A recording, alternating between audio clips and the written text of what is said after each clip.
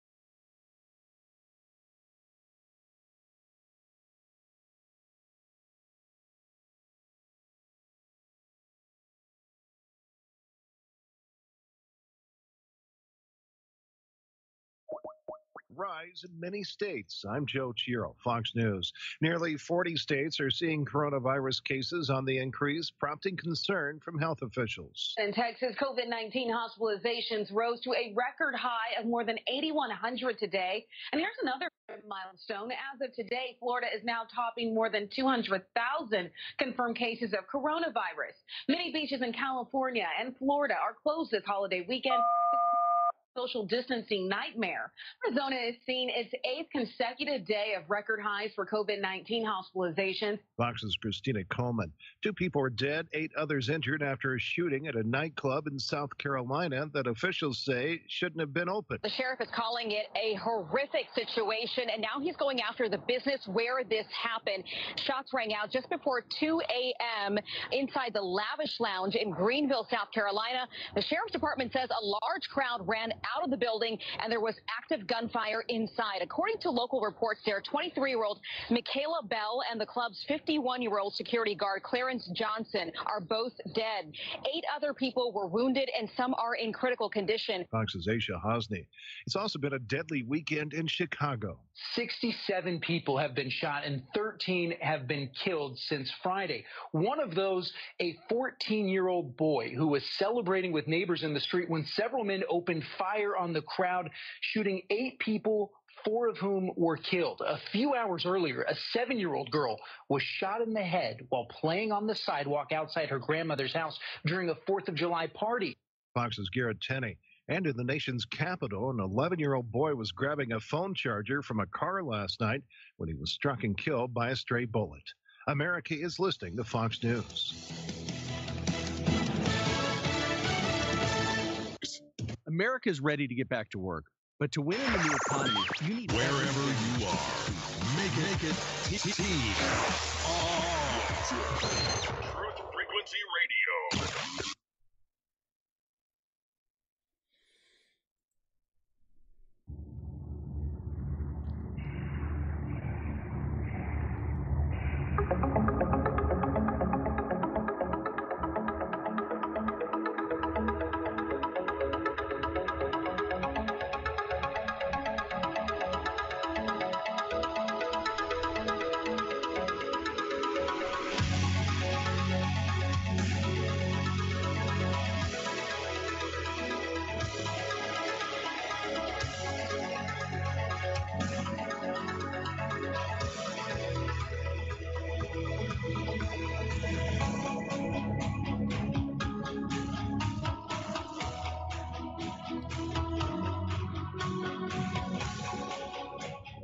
And greetings, Earth Explorers. Welcome to X Squared Radio. I'm your host, Brooks Agnew, coming to you live from an undisclosed location east of the Appalachian Mountains through the America Free Radio studios on the Truth Frequency Radio Network. This is where the Truth Freaks hang out, and we are not afraid to let our Truth Freak flag fly.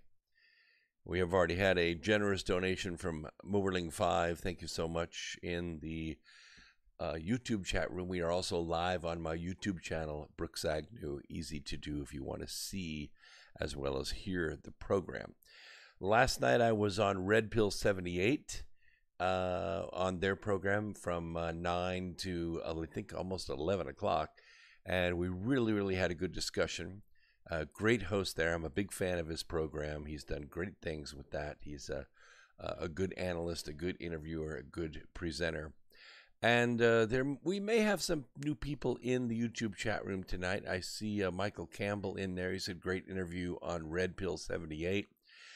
Jeremy, I haven't seen you before. This is really good to have you here. Of course, William, thank you for being there. Moverling5. Let's see who else is out there. Well, they're packing in there. It's moving pretty quickly, and I appreciate very much. By the way, all of the donations to this program will go to monetize the North Pole Inner Earth Expedition. Money's being put into a special account, and it is accumulating as we go. Thank you very much for the generous donations. I support this radio program out of my back pocket and through book sales, but all the Top Chat donations go to the expedition. We'll get to a certain amount of money there. Then we're going to do a larger marketing campaign and try to build the funding for a venture in 2022 to charter a nuclear-powered icebreaker and go above the Arctic Circle to see if we can't collect some more information about this great legend. I don't know if you saw the July 4th celebration at Mount Rushmore last night, or a couple nights ago, but it was spectacular. And I thought it was the speech of the century that was made. We will cover a little bit of that tonight. Let me begin with my Religion of Peace report. In the last 7 days, the Religion of Peace conducted 33 attacks. In these 33 attacks, the Religion of Peace killed 146 innocent people. They injured 65 innocent people. They conducted 1 suicide blast and spread their mayhem across 9 countries. This does not count the mayhem that occurred in Chicago, in Greenville, South Carolina, and other cities around the country. It is clear that tensions have been jacked up as higher than they've been in my lifetime. That is not by mistake. That is by design. It is being done to us. And there are people out there who, with or without alcohol or drugs, are already in conflict with each other. But when they are systematically energized by the OFA, which is the Organizing for Action group run by Barack Obama with lots and lots of money behind it, lots of underground marketing, then you're going to see things like marching militias around the country, and you're going to see a increase in violence. And that's all for a reason. It's not to win or lose anything on the street. It is just to create a situation of chaos so that they can basically use an old protection racket strategy. And that is that, oh, if you want the chaos to go away, you need to get rid of this guy. Otherwise, the beatings will continue until morale improves. You understand what I'm saying? So President Trump described these ongoing drives to destroy historical statues and monuments as just part of this broader campaign to far-left fascism. Now, 4 years ago, what we were talking about in the campaign was radical Islamic terrorism, right? These were the words that Barack Obama would never allow to be stated in his administration. That's why he fired Michael Flynn. That's why he got rid of a lot of flag officers out of the military, because they knew where the violence was coming from. They knew who was doing it. It was radical Islamic terrorism. We give the Religion of Peace report still each week. Why? Because this doesn't go away. It's an ongoing thing. It's an ideological method of violence to get their point across, but even more importantly, to tear other people's points down. It's the old, Attila the Hun logic. It is not enough to win. All others must lose. So now what's happened is the OFA has realized that radical Islamic terrorism has been pretty much dusted up. We have turned loose our generals on the ground, and we have taken their locations out. We have disrupted their drug and human trafficking networks. We have allowed refugees to return home. We're withdrawing troops from areas to take that antagonistic force away. We are not involved in global wars. This is not a permanent war culture. Everything has changed there. So the term radical Islamic terrorism doesn't really drive the political narrative anymore. Thank you, Cuckoo Khan, for that generous donation. Thank you very much. It will help. I promise. I promise. And good to see you out there, Byron. I'm glad you're there. What does he say? Evening, everyone. Wow, that's way over there, and I'm way over here. So thanks very much. Yes. And Angel Q, good to see you there. Hello. The narrative is shifted because it always shifts toward what is going to be effective for those that are pushing that narrative. And now the narrative is actually something that we have not heard in this country since the 50s, and that is about socialism and Marxism. We always thought, gee, that's just ridiculous. Who would ever bring that up in this country? But remember, we've had a couple of generations since the 60s, and if you saw my Independence Day special where I did my official ceremonial mask burning, it was only 3 minutes long, so it was easy to get through. You saw my little history lesson on where this all came from and what it means. We have a couple of generations of students that have come through the government school system from kindergarten to grown-ups, or at least through puberty, or so they say, whatever that means nowadays. And they have their idea of what America is and is not, and it is not what it used to be. It now is something that is not something that they are compatible with anymore. They don't know what America is. They don't know what the American dream is. There never has been a nation ever in the history of the world founded on dreams, founded on allowing people to achieve their dreams. Dreams meant nothing. Only the dream of the king mattered. Only the king and his court mattered. Everything existed to please them. And if you didn't please them, sometimes they would cut your head off, and sometimes they would send you into labor camps, and sometimes they would send you to the front of the line to go fight in the wars. And if you survived, that was good, but if you didn't, that was even better. We don't have a country like that. we have an all-volunteer military. We have a country where if you work hard enough and smart enough, you can achieve virtually anything, including becoming president of the United States. It has been done. It has been done. All the way from nothing to street organizer to president. It has been done in this country.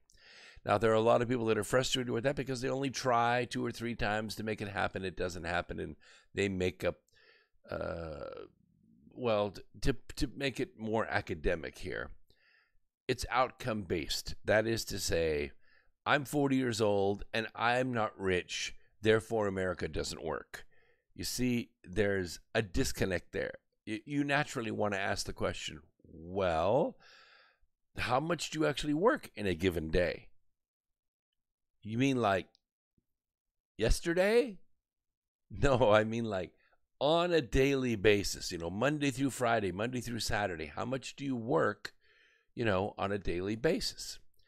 That's where your answer is going to be. If it's 3 or 4 hours a day, or after I manage to get up, 10 or 12 o'clock in the afternoon, maybe, most days, you're not going to be successful. Are you going to be successful and reach your dreams working 40 hours a week? Probably not. Probably not. You're going to be in what I would consider the working poor or the working lower middle class. You might stay at the same employer for half your life or a third of your life or all your life and retire with a pension. And if that's your dream, that's wonderful. You're not going to have a life except maybe an occasional summer vacation, and you're going to wait till retirement. That's great. That's great. But for people that want to be successful, for people that want to own their own business or have a residual income or have 2 or 3 residual incomes, that doesn't come with 40 hours a week. I've worked over 80 hours a week for 50 years. Sometimes I work over 100 hours a week. I still work 17 hours a day, 5 days a week. That add it up. That's a lot of hours. That's 105 hours a week. And that's without counting the weekends. I do work on the weekends as well. 85 hours a week, plus the weekends. I'm sorry. I'm doing math while looking at the camera. The point is, I'm used to it, and I even get up before dawn on the weekends because I like to have a full productive weekend to do stuff. Some of it's writing, some of it's web work, some of it's marketing, some of it's answering emails, getting back to you guys. All of that counts, and it all builds a residual income. And so you build 4, 5, 6, 7, 100 revenue streams, then you're going to be successful, and that's how it's done in this country. And yes, you can play the lottery. There are at least some odds that you could win the lottery, and there are things that are maybe a little less difficult to do than the lottery, but not much. Wealthy, good to see you out there. Wealthy Hastings. Good Wealthy Healings. I'm sorry, that's a very good handle. I like that. Hi, family, and hello to you too. And I must be seeing a repeat because Moverling has made another very generous donation on behalf of you all out there. So maybe he's trying to inspire you to contribute to the cause. So this narrative has changed from radical Islamic terrorism from the administration to far left fascism. And a lot of people are confused as to what fascism is. If you really want to know what fascism is, the best thing to do is to go look at a fascist. And the best example of a fascist that I can think of, the first one would be Mussolini. What fascism means is that corporations, the major corporations that exist in every country, they end up sending loyal representatives into the government, either get them elected or put them in cabinet positions or put them as heads of various departments and agencies in the government. And then what that official does, whether he's elected or appointed, is make decisions, rules, regulations, laws that benefit the corporation and discourage competition. For instance, if you have a newspaper and you send your newspaper executives into the government, and you make it so that nobody else can print anything. Nobody can have a newspaper. Nobody can have a free flyer or a brochure or some kind of printed newsletter that they put out. All that would be stomped out. Now, you could do it by regulations, and you could do it by fines. But typically what happens, at least in the case of Mussolini, is you end up sending the soldiers to enforce that law. So you smash all the other printing presses. And what ends up happening is you have an official government printing press. Now government is in charge of the production. And the same thing happens with the factories, and the same thing happens with the railroads, and the same thing happens with every single thing that touches your life, maybe even the grocery, maybe even the farms. They're all run by government loyalists.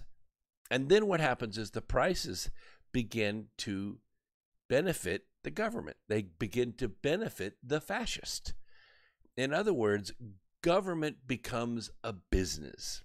Government becomes a business without competition. It uses its ability to write laws and its ability to enforce those laws to prevent anybody from competing with them. Now you understand already immediately why fascist societies hardly ever survive.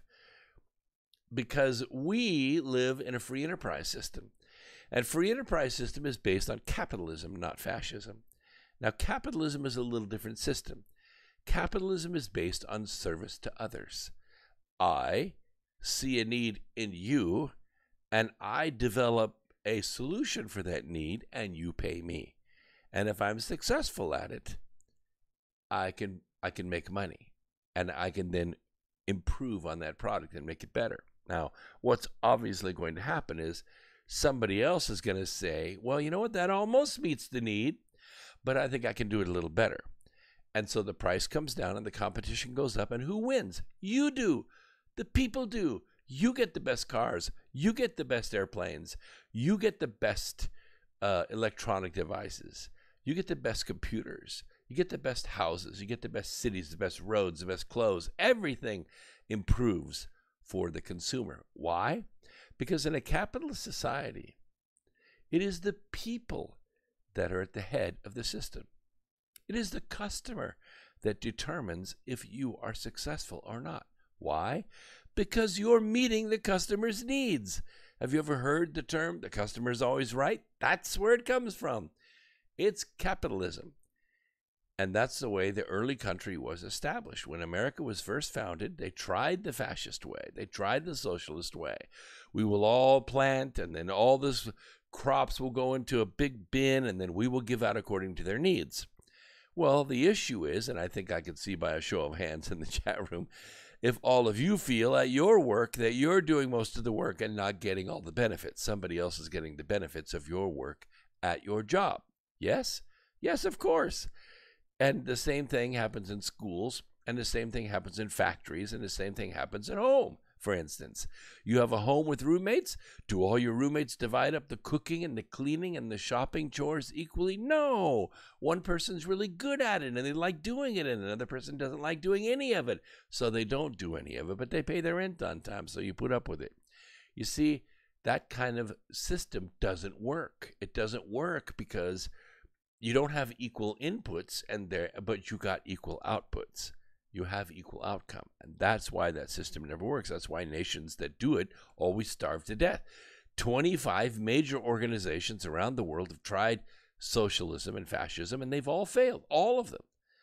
The only one that has managed to succeed is one that has enough force, and I mean military force or economic force, to use the capitalist system to feed their fascist or their socialist model. What do I mean by that? It means they go outside of their set. Look at China, for instance. China can't succeed if they only provide goods and services for Chinese. They just cannot. Why? Because there's no competition. There's no way for the system to ever get any better. It will stagnate and die, and people will die, and their system will collapse. They have to do a service for people outside the country. They need outside money to come into China in order to feed their socialism and their communism. And that's what they do. They do labor for Europe and for South America and for Africa. And they try in India, but India doesn't accept it too well. But look at the U.S. I mean, gosh, we love $5 shirts off the rack at Walmart. Do we not? Do we not? We don't care if they last 20 washes or not. They cost $5, and we can afford to replace them. We don't worry about having a shirt that will last through 100 washes. Who cares? We'll just replace the shirt when it shrinks too much. It's the Chinese figured out what was important to us. It was price. Price was everything. And it's that way in manufacturing too. We have, $250,000 tools built in China. Why? Because the tool would cost $350,000 here. And even worse, the tool would take another year to get because we don't have the capacity. So we buy the tools from China and we get them fairly close to our launch date. I mean, within a few months, but it's not like waiting a year, and it's not like paying $350,000. Now, the difference, of course, is the quality of the tool. The tool wears out quicker than other tools if they were made here. The steel is different. The workmanship is different. Sometimes the design of the tool is different. And so you kind of get what you pay for. But price is everything when you're launching a new program. So make no mistake, President Trump says, that this needs to be understood. There is a new far-left fascism that demands absolute allegiance. If you do not speak its language, if you don't perform its rituals, if you don't recite its mantras and follow its commandments, then you're going to be censored, just like we're censored here. We're censored on this channel. I'm censored on my social media. My goodness, I mean, I'm a statistician. I can prove it to you, where you go from 300,000-400,000 impressions a week to 12 or 15 impressions a week. You put 11,000-12,000 comments out there and maybe get one, if you're lucky, sometimes 2 retweets or likes or hearts or whatever on your comments. Why? Because nobody sees them. That's why. Because you're banned. You're banished, you're blacklisted, you're persecuted, and you're punished. And President Trump says that's not going to happen to us. Newsflash, President Trump, it already is happening to us. But he continued, make no mistake, this left-wing cultural revolution is designed to overthrow the American Revolution. In doing so, they would destroy the very civilization that rescued billions from poverty, disease, violence, and hunger, and that lifted humanity to new heights of achievement, discovery, and progress. To make this possible, they are determined to tear down every statue, every symbol, and memory of our national heritage. You notice he did not say millions, like as 300 million Americans. Yes, it's America first. But you know, and I know, that America is the consumers. We're the ones that buy the products from Germany and from Britain and from Italy and from Switzerland.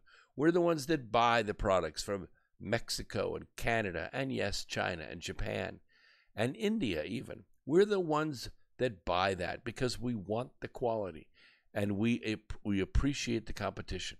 Sometimes it's on price, sometimes it's on design.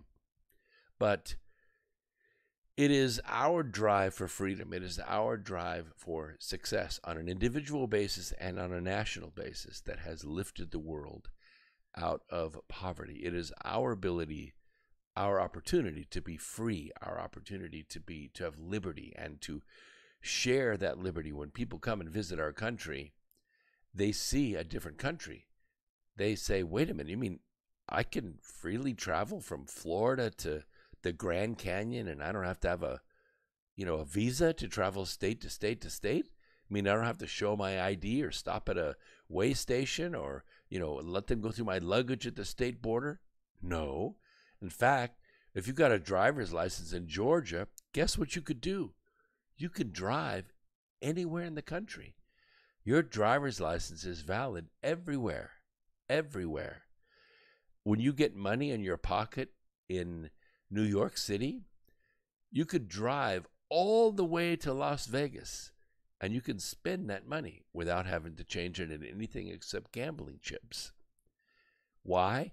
Because we have liberty, because we have a universal system of commerce that allows things to flow freely across state lines.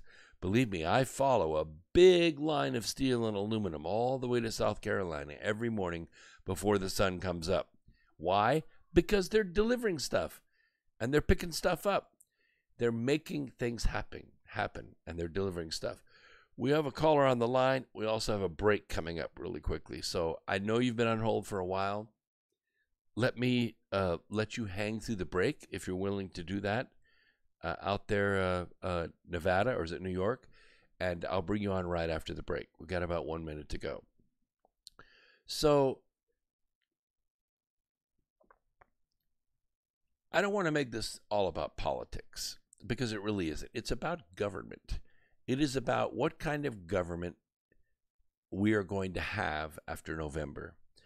Are we going to have a socialist form of government where no matter what you do or don't do, you're going to get the same outcome?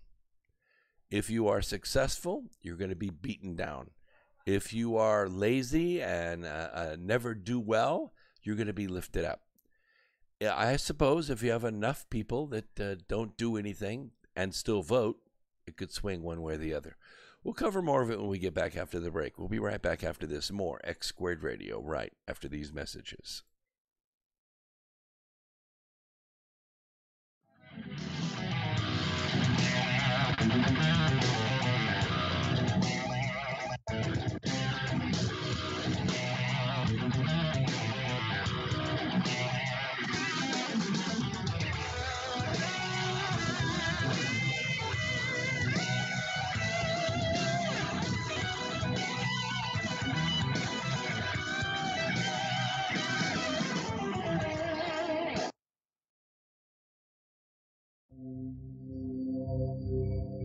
Discover the extraordinary powers of intuitive healing with pain transmutation, a method of holistic healing for the human soul, body, mind, and emotions.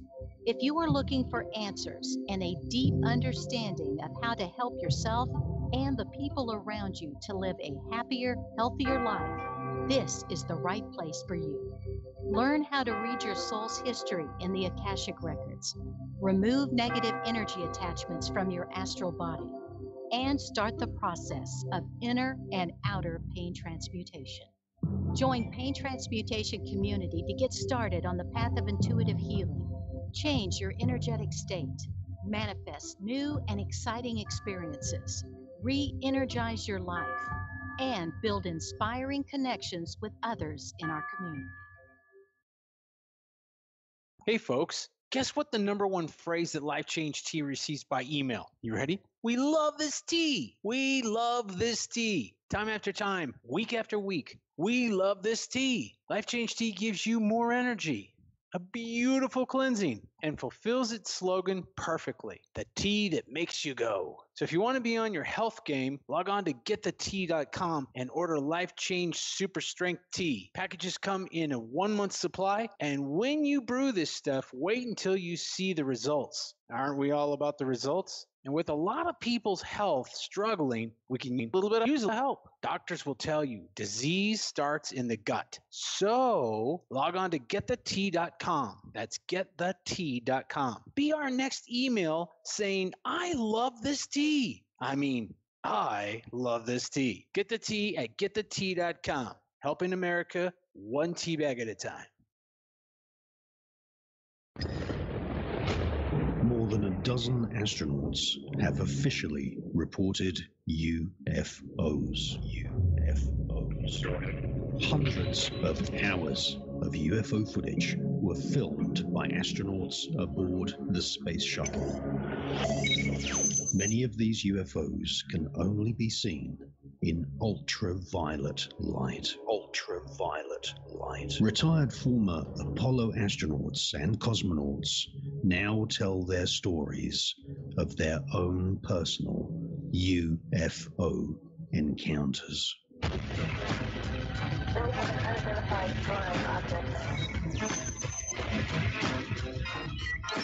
The Enigma Channel, intelligent television for planet Earth. EnigmaTV.com.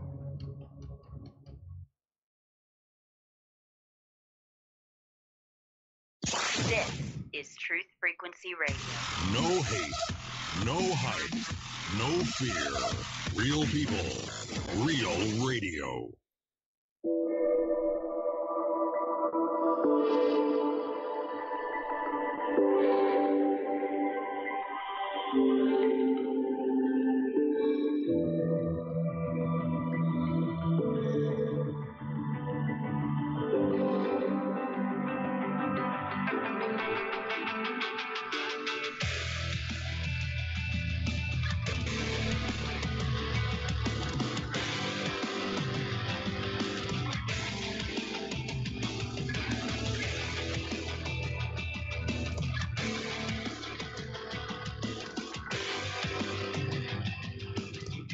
Okay, welcome back to the second segment of the first hour of X Squared Radio through the America Free Radio studios on Truth Frequency Radio Network, and we are also on YouTube Live. Quick question in the chat room about the last segment where I said if you're in poverty, you'll be lifted up. Yeah, if you're willing to live in a barracks, you consider that adequate housing, then I suppose you're going to love socialism. If you are willing to stand in line for 3 days with a raging fever waiting to see a nurse practitioner, you're going to love socialism. If you think that a Slim Jim and a juice box is an adequate meal, you're going to love socialism. I just think that you have more in mind for life. Let's go ahead and go to the phones. Had this gentleman on hold for, wait a minute, disappeared. How about that? They hold on for so long and then they disappear. That's okay.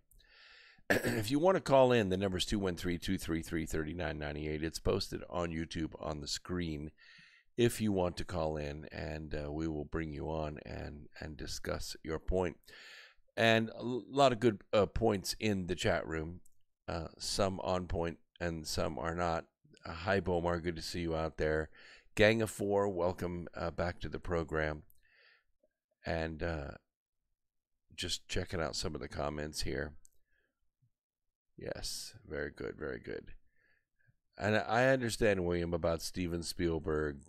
You know, his movies have been pulled, and he's not going to be able to post any movies for a year because that's what happens when a director passes away. But I really haven't heard officially that, but we'll see what comes up.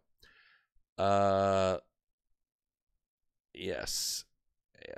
All right, very good. All right, let's move on with what I call the new Declaration of Independence.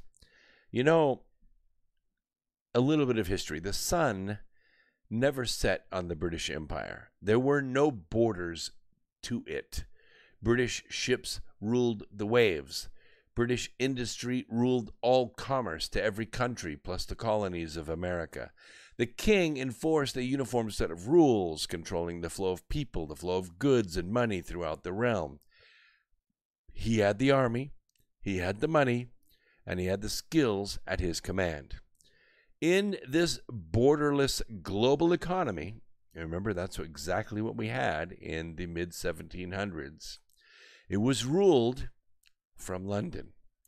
A small group of brave leaders, people whose names are now legend, George Washington, Thomas Jefferson, Alexander Hamilton, Benjamin Franklin, Thomas Paine, and others, decided America should be its own independent country. They chose a new future. They walked away from Armageddon and established a world superpower based upon unalienable rights. These rights allowed something that never existed on Earth before. A person owned what he made or what he grew. It is theirs to do with what they want in their pursuit of happiness. The American Revolution was a rebellion against globalism. That's what it was. Better we should govern ourselves, make our own rules that serve our own interests and not the interests of others somewhere else. They can make their rules and we will make our rules. The rest, as we say, is history. And so, 4 years ago, the people of the 13 British colonies on the east coast of North America declared their independence from the British Empire. The American Revolution was a trade war. Wow, Moverlinga, you are so generous. He says, another good show already. Thank you. Thank you so much. The colonists were prohibited from enjoying the fruits of their labors. What they grew, what they dug, what they made with their own hands belonged to somebody else. We could not use the bounty of our plentiful farms, our forests, our mines to buy our essential goods from foreign shores. Today, the workshop of the world, the quote-unquote workshop of the world, it's not Britain. It's China. And just as the King of England wrote the rules that crippled American industries, the Communist Party of Chinese has waged economic warfare against the United States. It has, and farmers. China's industries, many of them owned outright by the CCP, like Huawei and others, companies that you are familiar with their names, they're not actually companies. They are the Chinese government, the Communist Party. They dump their products on our shores at prices far below the cost of production in order to drive American industry into extinction. You'll remember a long time ago there was a bike company called Huffy. You remember Huffy? A good American brand of Huffy bicycle. There were hardware stores in our little town, and they would carry the Huffy bicycle.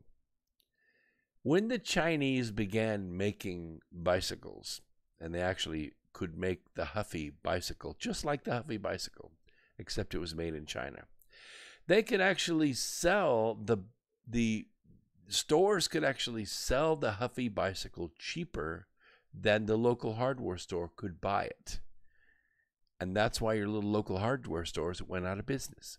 Same thing with lawnmowers. Everything except the Briggs & Stratton engine, which, by the way, now is made in China. Harley-Davidson motorcycles, now made in China.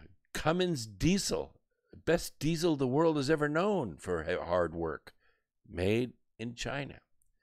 Swarms of Beijing's spies and cyber espionage agents steal our technology every day. They steal the property of our citizens and the fruit of our intellectual and physical labor. I know, I've been the victim of it myself. Beijing's rulers invited American companies to do business in China. I went. Then forced them to hand over their property and earnings through what we call technology transfer conferences. They waged war against our values and our God-given rights, threatened reprisal on Americans who speak freely about the true nature of the Chinese Communist Party, and they threatened and withheld the life-saving medical supplies American companies have both made in China or purchased from China. They waged chemical warfare against our people, producing and exporting deadly drugs that kill tens of thousands of Americans year after year after year, ravaging our families and laying waste to entire communities. There is not a single town, not a single village in this country that you cannot visit today and walk into their morgue right now, tomorrow morning at 8 o'clock. Do it if you're brave enough. And you'll see a body laying there with a toe tag that died from an overdose of heroin or fentanyl. That used to only happen in the big cities. That used to only happen in, San Francisco or New York or L.A. That didn't happen in small towns. That didn't happen in Marion. That didn't happen in Lincolnton. That didn't happen in small towns. Now it does. It does all the time. Deliberately, Through incompetence and corruption, the CCP unleashed a deadly virus on the world that took a toll in lives and treasure and brought our country to a standstill. We're hearing about it. We heard about it on the news just a few minutes ago. That all started to come to an end when Donald Trump was elected. He, and he alone, had the will and the skills to dismantle the workshop of the world in China and return those jobs to America. He, and he alone, was well on his way to getting it done when the first trade treaty between China and America ever was signed. The CCP dominance of the world was collapsing under the weight of their consumption. They had to change, or they were going to die, and they made another choice. And I have to stop right now because Moverling's donation was so generous, and he's done it in the name of Mona. Mona's a good friend of mine who lives in, I think, Eugene, Oregon, off the grid. We don't actually really even know where Mona lives, but she is a tremendous talent that has been around for a long, long time, and we appreciate her heart in the chat room, and we appreciate the heart of Moverling 5, who has, on behalf of Mona Lee, put in a generous donation. Thank you so much. Danny, good to see you out there. And I know I'm speechless too, Mona. I'm a moment of silence. It's really amazing. The Chinese chose to kill 330 million Americans with a bioweapon. It didn't happen, but that's what they chose to do. The coronavirus pandemic made clear something the CCP designed a long time ago. Way back in 2005, we read General Chi's statement to you here on this program a few weeks ago. A prelude to war, if you want to go back and read that or listen to that episode. We had grown dangerously dependent on China for our health, our well-being, and our very way of life. That was also by design. A long game of the global syndicate that once ruled the world for more than 5,000 years. America took that rule away in 1776, and the syndicate has been trying to get it back ever since. 244 years ago yesterday, Americans recognized the cost of being dependent on a foreign power. 50 years ago, we learned the cost of being dependent on foreign energy when the oil sheiks cut us off. Lines stretched for miles at gas stations. You don't remember that, but I do. I do. Often there was no gasoline available at any price. You had to, based on your license plate number, wait on even or odd days to get gas. Now we learned the cost of being dependent on foreign manufacturing. Americans could not get the medical supplies we needed to protect ourselves. We were at the mercy of China, the place where our factories had moved. And the problem is not limited to just medical supplies. Oh no. Batteries, solar panels, electronics, circuit boards, printed circuits, all kinds of components. So many other products we use every single day. Smartphones, auto parts, all of this disappeared from America as factories in China shut down. I've been upgrading my tools lately. I bought a new toolbox. Some of my old tools I got rid of, and I'm buying new tools. Well, I did what most of you do, right? I go to Amazon, right, and I'm shopping around, and I say, oh, looky here, Craftsman screwdrivers. I think Craftsman screwdrivers are good. They have a great brand name. They have a great reputation, a great product reliability reputation. And then I started reading the comments. Tips breaking off, handles coming loose, handles shattering in your hands. And I said, wait a minute. These aren't Craftsman tools. These are tools made in China and stamped with the Craftsman name. How can you do that? How can you do that? So I went to eBay and I looked up other companies selling screwdrivers. Yeah, I got the Craftsman screwdrivers. Instead of $27 for a set of screwdrivers, It was $97 for a set of screwdrivers, but the comments were, these things were great. And if I ever have a problem with them, I send it back in. They'd send me another one. That's the craftsman I remember. I can go down here to AutoZone, and I can buy tools. Some of them are Chinese, but a lot of them are American-made. Proto tools, Mac tools, Snap-on tools.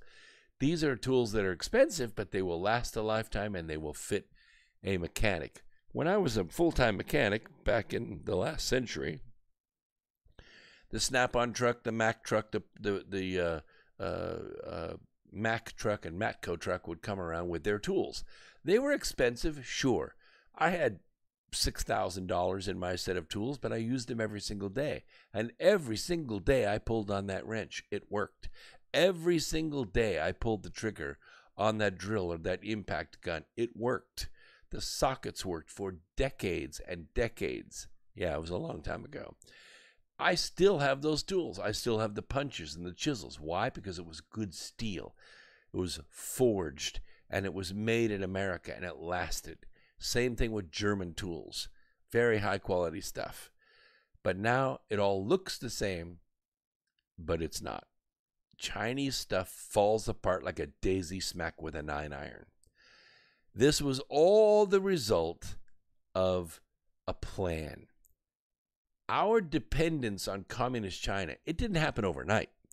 It took decades and was a result of decisions, deception, complacency, and delusion.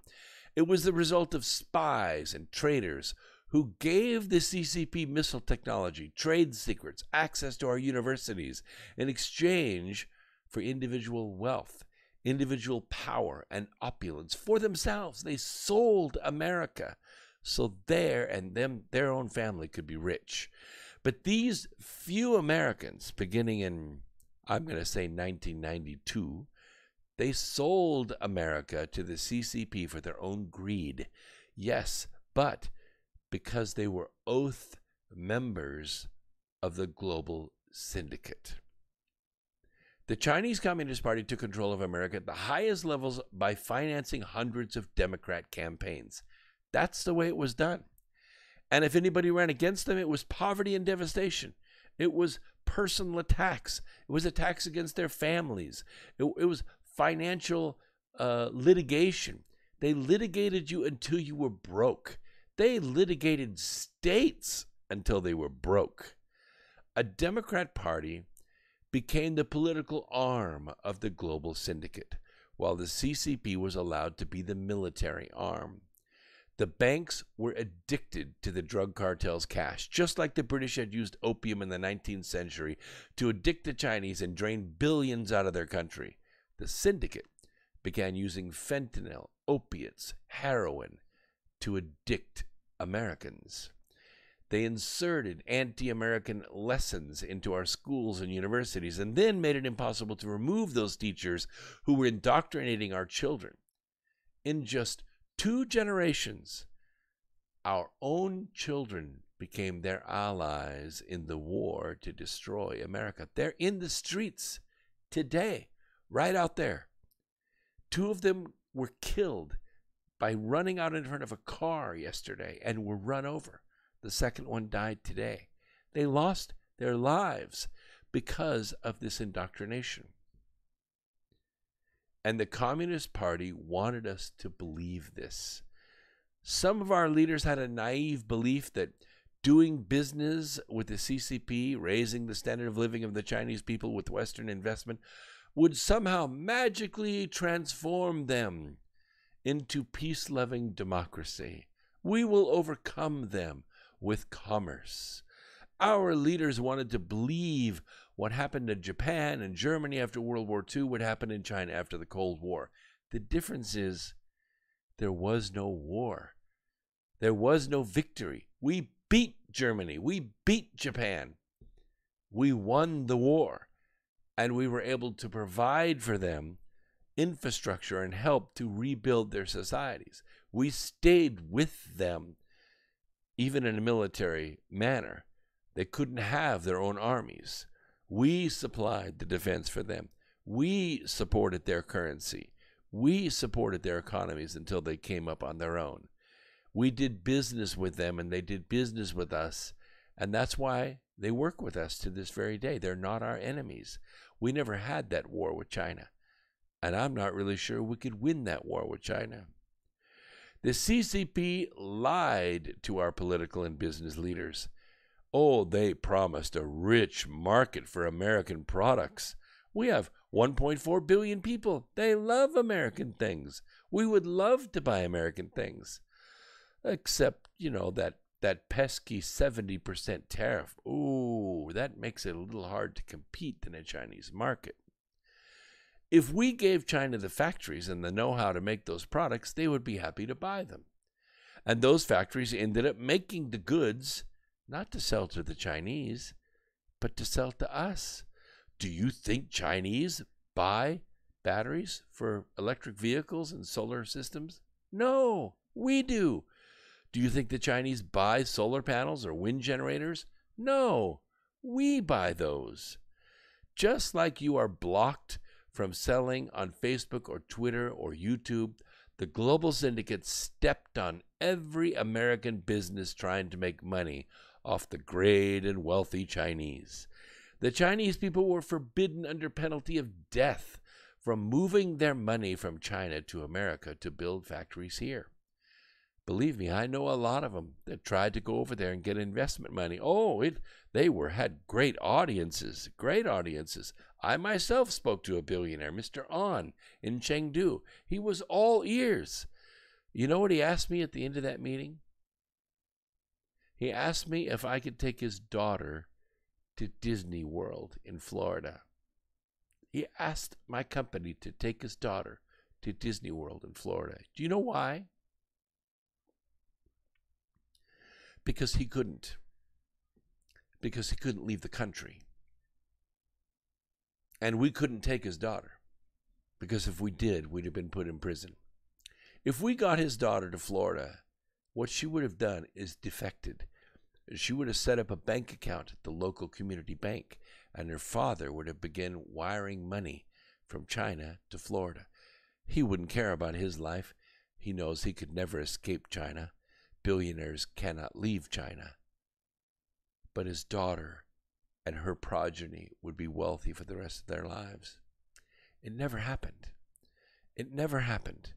Our political leaders had also come to believe that the world would be better without nations or borders, that we would all be better off. You remember this conversation? A new world order, 1,000 points of light. You remember that conversation? How much sense it made when it was described to us. They allowed, even encouraged our factories to move to China. I took some of them apart myself. I took some of that equipment myself and put it on ships. Presses and mills and machines and assembly lines and phosphate coating lines. I put them on boats and shipped them to China. I had friends that were in the vehicle salvage business. You call it the junkyard business. We call it money. Wrecked cars, late model cars with motors and maybe a good passenger side door or a windshield or seats or whatever.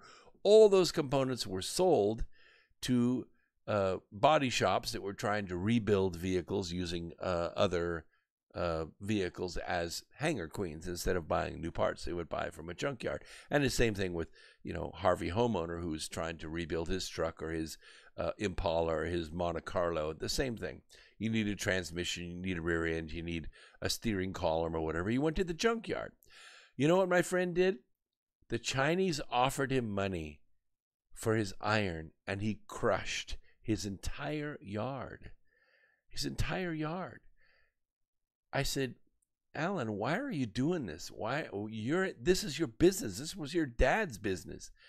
He said, because they offered me $500,000 for all the cars there. You know how long it would take me to sell components to make $500,000? I could do it.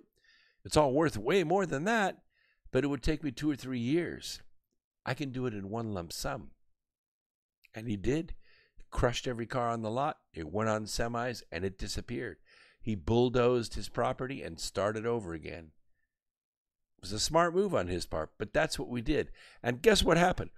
All those cars, All those Volvos and Chevys and Dodges and Buicks, they came back to us in the form of steel manufactured from those crushed cars.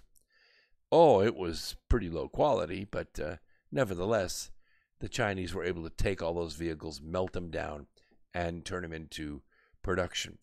They said they believed in free trade. They said they believed in globalization. We live in a global community, global quality standards, global economic standards, even as they built tariff walls to keep American-made products out. And they sought global supremacy for the Chinese nation under communist rule. Corporate stockholders were focused on immediate profits that led to outsource our jobs and our industry. You saw it happen. You witnessed it. But the American people understood what those at the top refused to see. We saw it. And maybe they did, but they were making money off it. Now everybody sees the true cost of the Chinese price. Now no one can deny Communist China has ill intentions toward us.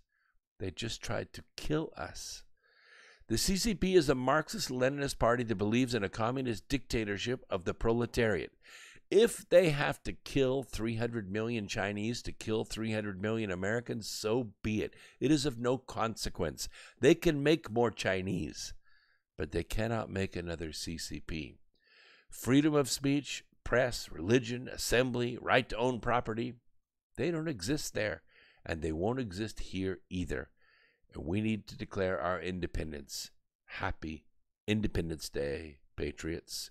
We'll be right back after this. More X Squared Radio. This is the America Free Radio Studio, somewhere east of the Appalachian Mountains. Be right back after this.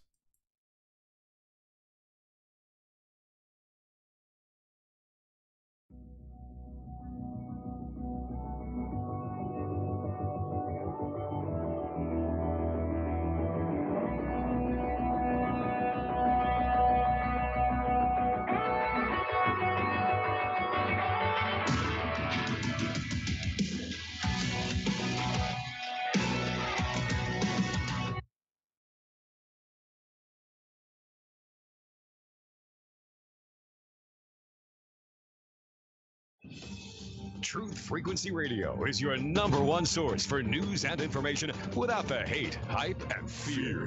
We're proud to feature cutting-edge programs like The Christopher Everard Show, The Covert Report with Susan Lindauer, Enemy Within Radio with Tom Barnes, Freaky Friday with The Woo Crew, The Gematria Effect with Zachary Hubbard, America's Evil Genius with Travis Cook, Phoenix Rising Radio with Phoenix, Quantum Connections with Lucky, and dozens more. Did you know you can listen from any telephone by dialing 641-793-7117 or call into your favorite show toll free at 833-TFR-LIVE.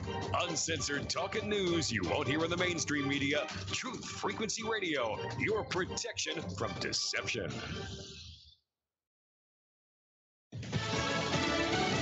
The holiday weekend turns to tragedy. I'm Joe Chiro, Fox News. A number of cities dealing with a weekend of shootings. At least 8 people were hurt by gunfire last night in Philadelphia, and New York also saw another night of shootings. In Greenville, South Carolina, authorities are searching for 2 suspects after an early morning shooting at a nightclub left 2 people dead and 8 others injured, some critically. Reverend Raymond Johnson says it's time for religious and local leaders to work toward ending gun violence. Out here, there ain't no times, but our rewards is coming from heaven. It's time to get on foot patrol and take back the script. I come to stand here to stop the violence. Our parents and leaders, we got to talk to these young folks here and take away the guns. The sheriff says the nightclub shouldn't have been open under lockdown restrictions. In Chicago, a 7-year-old girl and a 14-year-old boy were among 5 people killed at a family party overnight. Chicago Mayor Lori Lightfoot is vowing to hold those behind the shootings responsible and said in a tweet, as families gather to commemorate the founding of our nation, we must ask ourselves,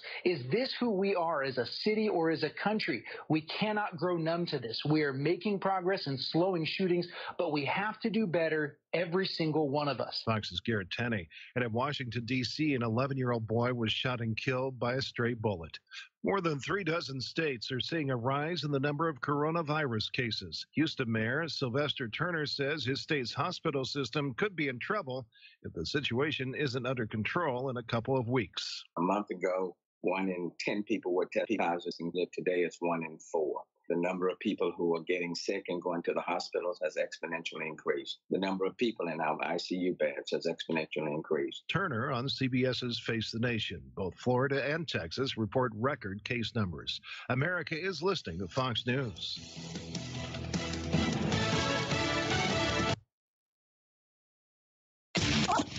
This is the Truth Frequency Radio Network. TFR. Truth Frequency Radio.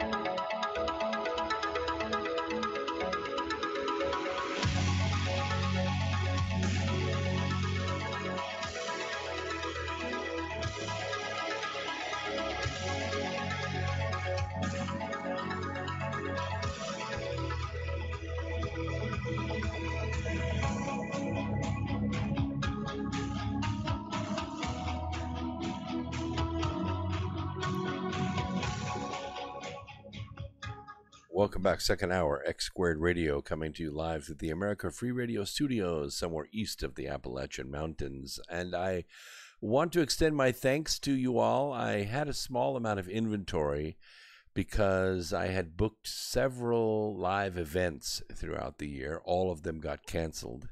I do have one event coming up in August. It is at Mount Shasta. Should be pretty close to almost everybody. I strongly recommend that you go to my website, brooksagnew.com, check upcoming events. There are ways that you can attend this conference for free. It's true. There are ways you can volunteer and you can help and you can get in for free and see great speakers. Yours truly, Laura Eisenhower, Brad Olson, Rob Potter, several authors. Very, very great conference. The first major one of the year. And I'll tell you, it's breakout. It's just breakout. Everybody's been in confinement all year long, and they're very frustrated about it. But that being said, I had some inventory left, a few cases of books that I managed to recover from the hotels where I had sent them. I didn't get them all back. I lost about $1,500 worth of books. Never gonna see them again. It's just the cost of doing business. But I offered those books as autographed inventory off the website, and you sold out the asteroid mining book, and it's a good thing. That was the first edition. There's some changes that I have made to it. I'm going to be launching a second edition here pretty soon. So you got a very, very rare book, and you got it autographed.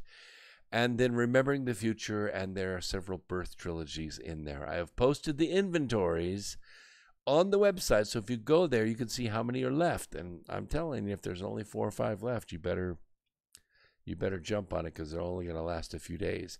I do have quite a few Remembering the Future. That was my main lecture for the year. I had a couple hundred of those books ordered. I lost 150 of those books. I have 50 left. And I would very much like to sell them in order to put enough money back into the account to buy more books when the next conference comes up. As you know, we never get paid to speak. Yes, we are professional speakers.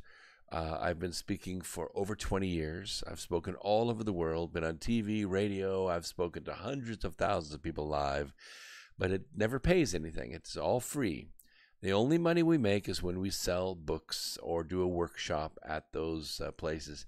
Sometimes we get reimbursed for our airfare, and often we get, not all the time, but often we get reimbursed for our lodging. So most of the time, we pay the airfare, we pay for the lodging, we pay for the books, we pay for the shipping of the books, and fortunately they give us a table, and we try to make back those expenses by selling the books. At the end of the day, it's very expensive marketing. A lot of authors don't do it. They just sit at home and sell books and count the money.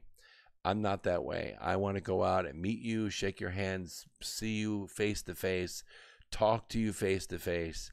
And, if I could sell you a $20 book, I'm totally happy, because now I've got some of my words in your house, and you or somebody in your family is eventually going to read that book, and you're going to change. You're going to change because the words are all important. So I appreciate that very much. Let's talk a little bit about the Global Syndicate, and then we're gonna move on. By the way, last night I was on Red Pill 78.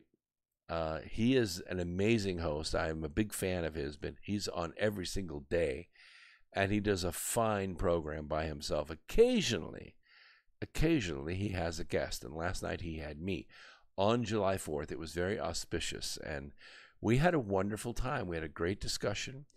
I thought we got along very well. We covered a lot of subjects, and we had about 50 minutes of phone calls, and the phone calls I thought were very productive. So if you get a chance, go to Red Pill 78 and listen to that interview. It's also posted in my Discord.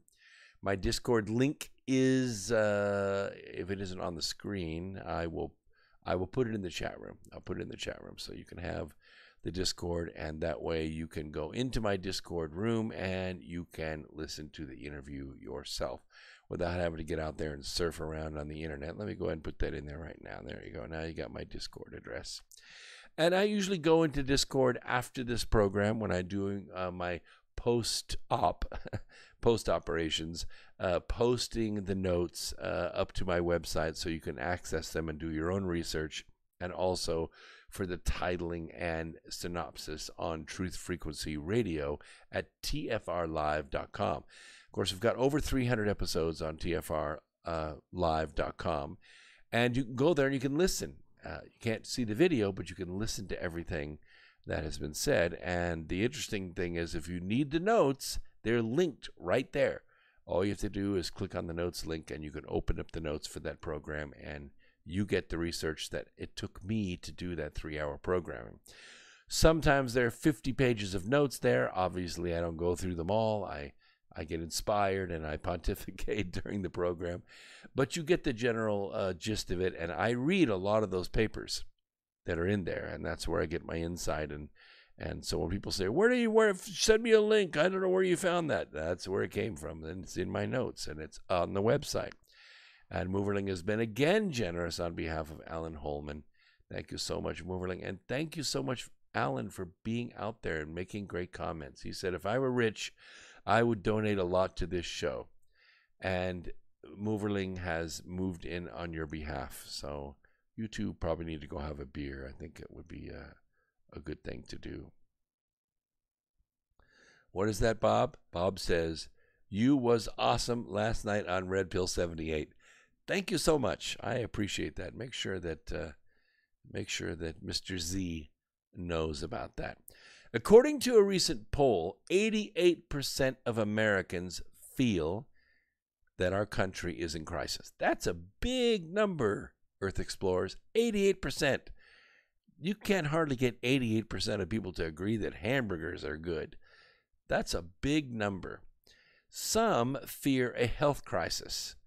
Obviously, they've been watching the mainstream TV. I call them the fake stream news. And right there on the lower third, it says deadly coronavirus pandemic in big red letters. And it says it day after day, hour after hour on every single channel. Of course, people are worried that there's a health crisis. Am I worried about the flu? Nah. I've been all over this country. During this pandemic. Do I wear a mask? No. Not on the airplane, not in the airport, not in the cab. I mean, if they force me to wear one, I will put it on. I put one on the other day at Lowe's because they asked me to do it.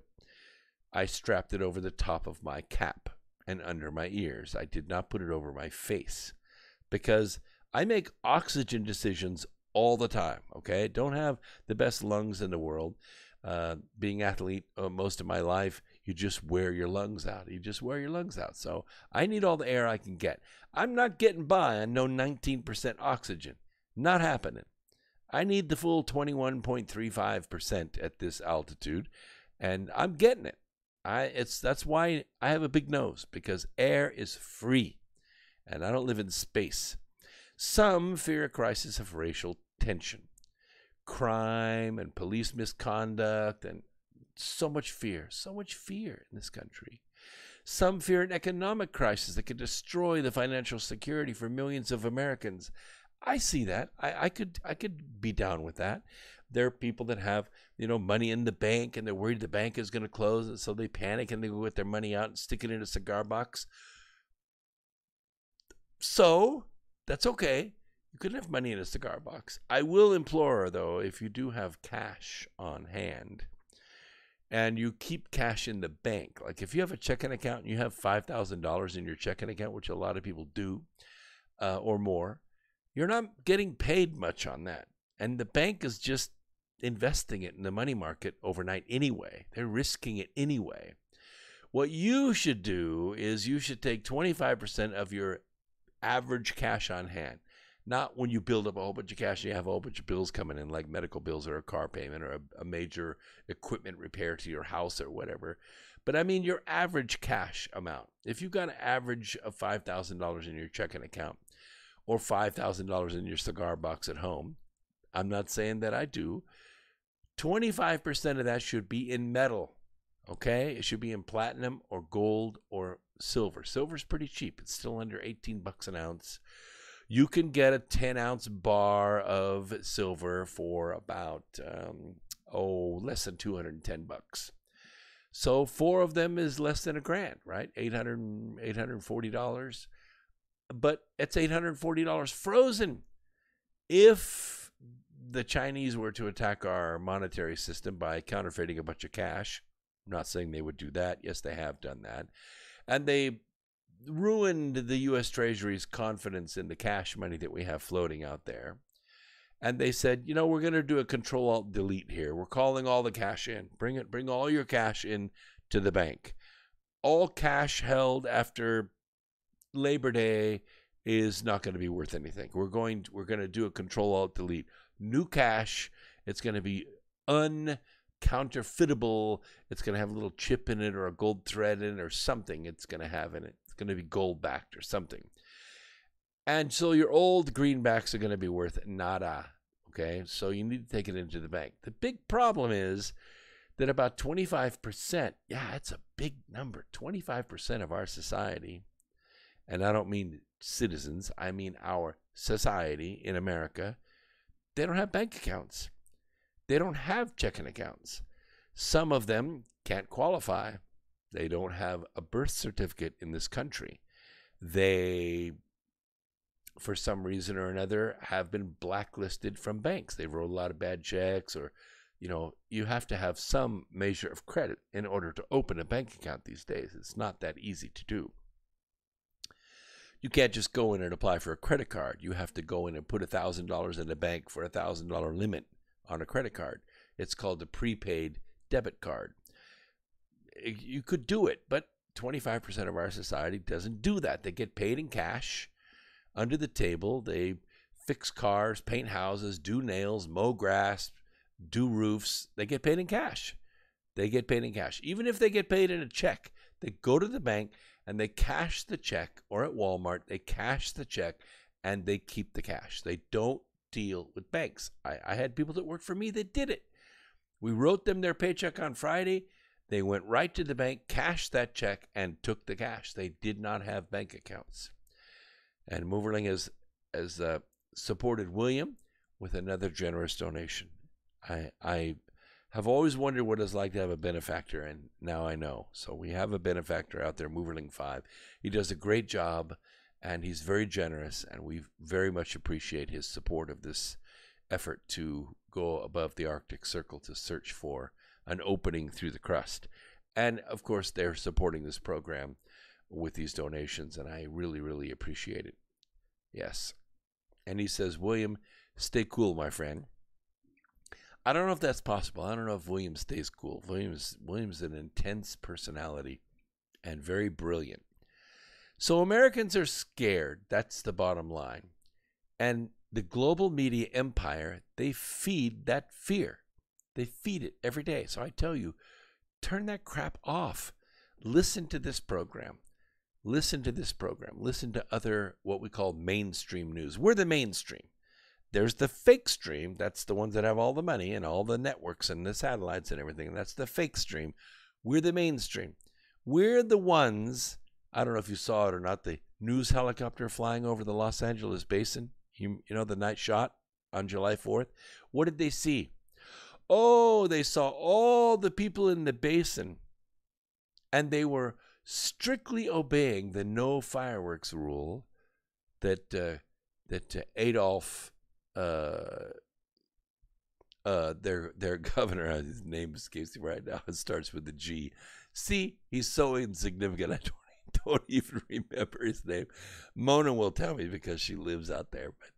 But the bottom line is everybody was shooting off fireworks. There were millions of fireworks going off all over the Los Angeles basin. Every single explosion was saying, F you. You can't stop us from celebrating our independence. We're going to do it anyway. Yes. What's the governor's name? Oregon is not a blue state. Yeah, I get it. Only Portland, Salem, and Eugene are considered blue. The rest of the state is very red. That's true. That's why you need an electoral college in Oregon. And they need an electoral college in California as well, because LA is not California. There's all kinds of California. Even in Orange County, it's very, very conservative, but they get outnumbered because of the voters. So, Newsom. See, it came to me.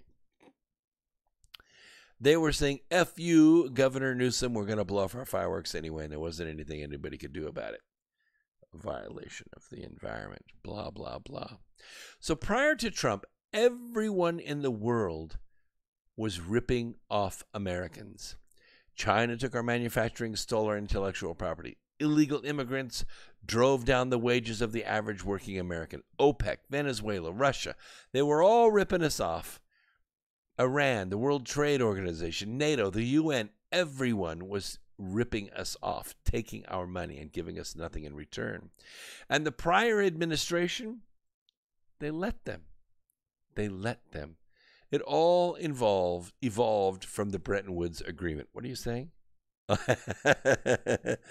Yes, I agree. Gosh, people texting me. Yoga pants are great. I agree, they are. I like yoga. It's the stretching that I don't like, but the rest of yoga is just fine. Music, yes, the music is good. So the Bretton Woods Agreement after World War II and the power of deep state bureaucrats. In the 1950s, U.S. bureaucrats convinced our elected leaders that an interdependent world would lead to a more peaceful world. It was a theory. The Bretton Woods policy of allowing foreign countries to take advantage of the American market, innovations, and partnerships became the policy of choice. And it made congressmen and senators and bureaucrats filthy rich. But it all failed. Germany, Japan, China, Russia, OPEC, they all took advantage of that policy. No additional security for us. The Obama-Iran deal was in keeping with that policy. Billions, hundreds of billions of dollars went to Iran. Nothing in return. They buy nothing from us. They chant death to America. Same as I'm hearing right out there. Same as out there. Yes, Antifa and the BLM marketing plan. There's no such thing as BLM, by the way. No business license, no IRS number. They don't even have a bank account. Nothing. It's just a marketing plan. You want to donate money to BLM, go to their website, it goes to ActBlue, and straight to rich white Democrats. Sorry to break that to you, that these rich white Democrats are taking advantage of black people. They are. Good God, look at the money that the Biden campaign took in the last month. Incredible, like $128 million in the last week. Why? Because a black man died under a white man's knee. That's why. All that money that went to BLM and anger and frustration, trying to make things better, and it all went to Biden. It all went to a rich white Democrat. Wake up. Wake up, people. You are being ripped off. We sacrificed our ability to be self-sufficient and independent. We sacrificed Americans' jobs to the false security of an interdependent world. In fact, they had the Declaration of Interdependence. Have you ever read it? Oh my gosh. No American would support that. Is Russia any less hostile? No, not really. Is China any less hostile? Have you been out there on the water lately? Have you seen the threats against Hong Kong, Taiwan, Singapore, the open ocean in the South China Sea, Japan? It's crazy. How about Iran? They're feeding weapons to Yemen. People are dying every day there. Germany? No, not at all. They all exploit the Christianity of Americans. They all exploit the laws and the nonprofits and the show corporations that our capital markets allow them to set up in order to tap into our willingness to put money into the market to try to make money off of their rise to power, because we gamble based on their stocks. They all take advantage of that. But we are the suckers, okay? This is not dissimilar to how liberals, Black Lives Matter, Antifa, they're exploiting Christians for their selfish political ambitions. They're foisting guilt upon us, unwarranted guilt, to get what they want. And who profited from the American kind hearts? Who benefited from our generosity? It wasn't small business. It wasn't the inventors. It wasn't the entrepreneurs. It wasn't the inner city businesses that were trying to do great things by converting these husks of American society into something productive. No, no. It benefited the globalists. The money went into the pockets of George Soros, the Rothschilds, the world bankers. They sucked money out like they were walking down the street with a vacuum cleaner. They pulled money out of our society right and left. Somebody mentioned that a few days ago, something like 13 tons of human hair, yeah, long, beautiful human hair, was seized by U.S. Border Protection. Yeah. You know where the hair came from? It came from prisoners in gulags in China. They sheared these people like animals. They sheared them like sheep. Now, you think, oh, well, gee, they're just, making money off the hair. Yeah. But you really want to know something very chilling? There's also a shipping container of chilled kidneys out there as well. Yeah. U.S. globalists, they sold out our arsenal of democracy for themselves, to make themselves rich. They didn't care what happened to you as long as they made money. Do you think Hunter Biden cared one bit that $1 billion of U.S. taxpayer money was laundered through Ukrainian show corporations and nonprofits? No, he doesn't care one bit. He doesn't care at all that $1 billion of your money was sent to Ukraine, and you might as well have thrown it up a horse's ass. Why? Because some of that money got cut back to him. Some of that money went back to the Bidens because they've been running a criminal operation for 40 years around the world. They have been giving your money to them in exchange for a cut. They're stealing it, and they get a commission for doing it. That's how their lifestyles are supported. And that money Some of it goes back to Hollywood to finance films. And then when that politician runs for office, they go to Hollywood and magically at some,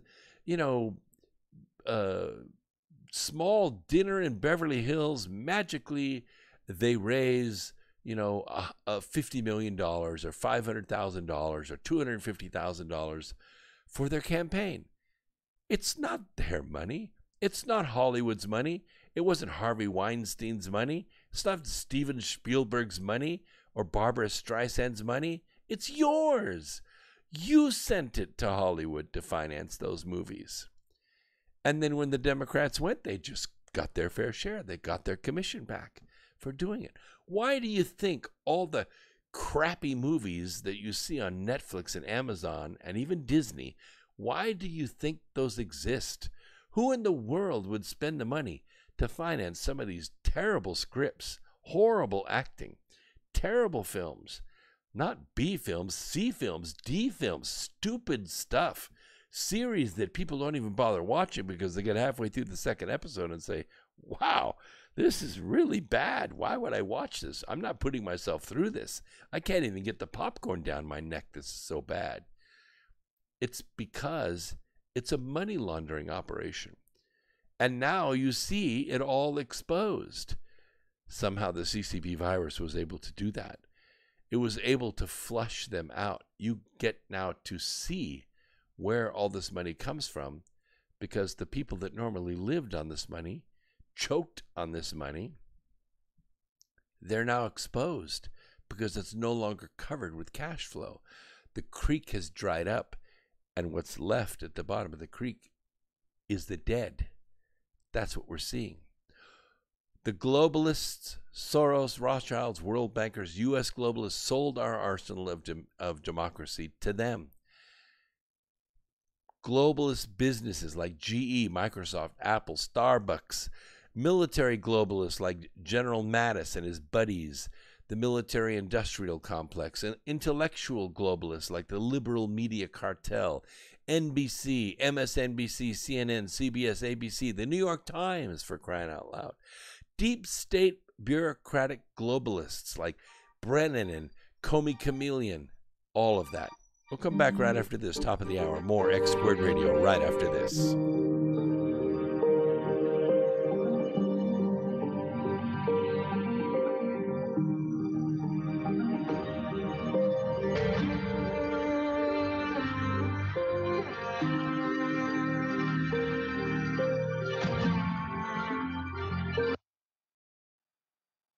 Extendivite, a 7-herb combination made from garlic, cayenne, hawthorn, bilberry, ginkgo biloba, valerian, and milk thistle.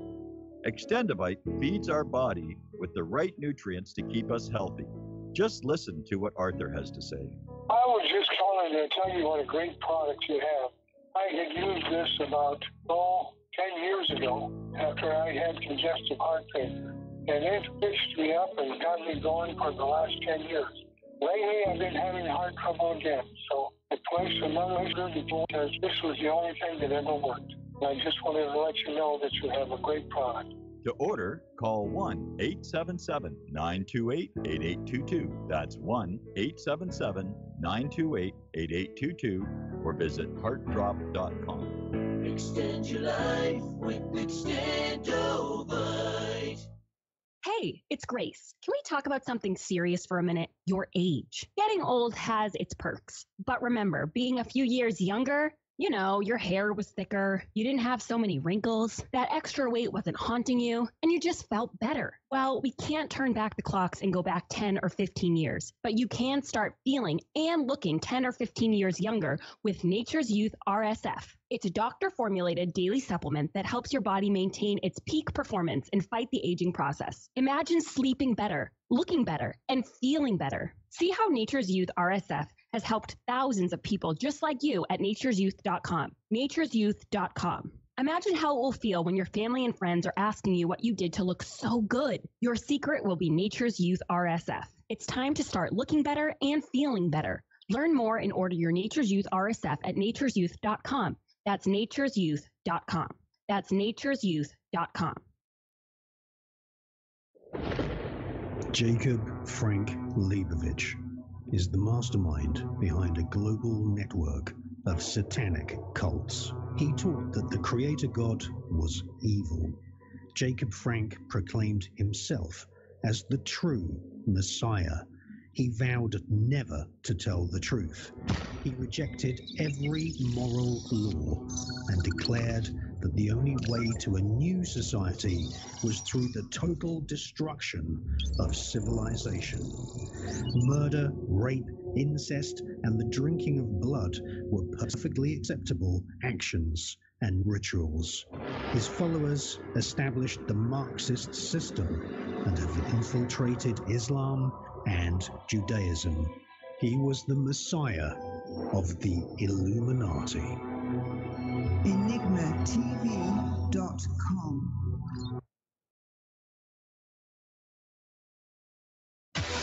No hate, no hype, no fear. You're listening to Truth Frequency Radio. We are TFR.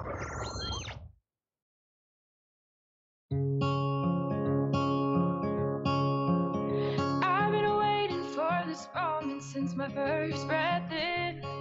Never would have thought I'd be afraid to begin, but here I am, the edge of the water, wondering if I can swim. Never seem to notice all the days pass through, but in this final moment I'm still chasing the truth. I want an explanation why I can't stay here forever in my youth. And if I press on, will you wait? Will you wait for me forever? Or would it be wrong to ask you to come with? Tell me, will you wait? Welcome back to X Squared Radio, coming to you live from the America Free Radio studios. I want to share with you the webinar that I do once a month. It's actually 2 classes, 2 consecutive Saturdays. It starts next Saturday. It is called Second Chance Success Mentoring. It is actually a manifestation masterclass. Many of you heard my interview last night with Red Pill 78, and I mentioned a book called Remembering the Future: The Physics of the Soul and Time Travel. It is a good book. It has sold many thousands and thousands of copies. It's my top-selling book. It is also the basis for my lecture series.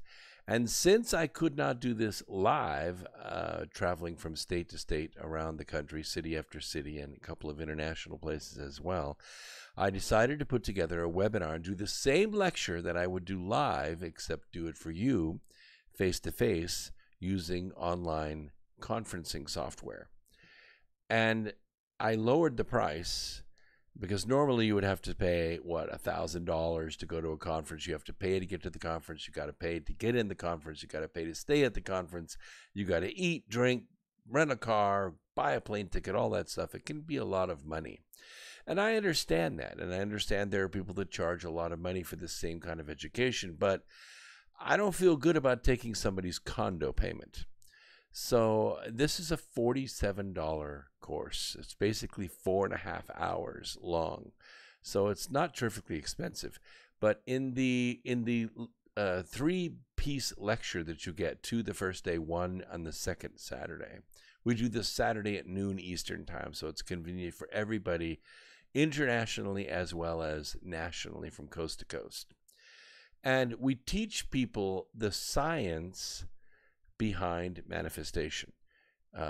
You can hear a lot of gurus out there. There are people that talk about The Secret or talk about the laws of attraction. And all of that is a piece and a fragment. This is the set of tools that you can use in the universe to unlock the bounty of the universe for yourself. And you can repair things in the past and place things into the future. We teach you the practical way to do it. I developed it over a series of years. Behind me in my bookcase right there is my set of journals going all the way back to the year 2007 when I first wrote the book. And you can see in my notes how I developed things like the time funnel and the resonance theory and how to breathe and how to put these things together. I use it myself. I started way late in life, okay? I had my head down working 100 hours a week to raise 4 kids and try to get through college. At 52 years old, I wrote my first book. How many people think their life is over at 52? I'm done. I've done everything I can do. I'm going to just hack through the rest of my life and try to get to retirement and hope I don't get sick. I started writing books at 52, and now I have 11 in print. I have 7 bestsellers. It is never too late. So I figured there are a lot of people like me out there, 45, 50 years old, and they realize the first half of their life, they did what they had to do. Now, it's time to do what you want to do. It's time to get those dreams back and make them happen. You can go to my website, brooksagnew.com, right there on the screen, brooksagnew.com. Click on the webinars link and sign up. It's very easy. It's you and me, face to face, and I will even offer the availability of one-on-one. So if you want to write a business plan, do a feasibility study, file a patent, you have one of the best Six Sigma Master Black Belts right here in front of you, and I can work for you just like I work for the Fortune 500. I'm just saying, it's at your disposal if you want it. All right, let's get back to this. I want to talk about time. Time as we know it to be is measured across the globe by the Gregorian calendar. A lot of you know this.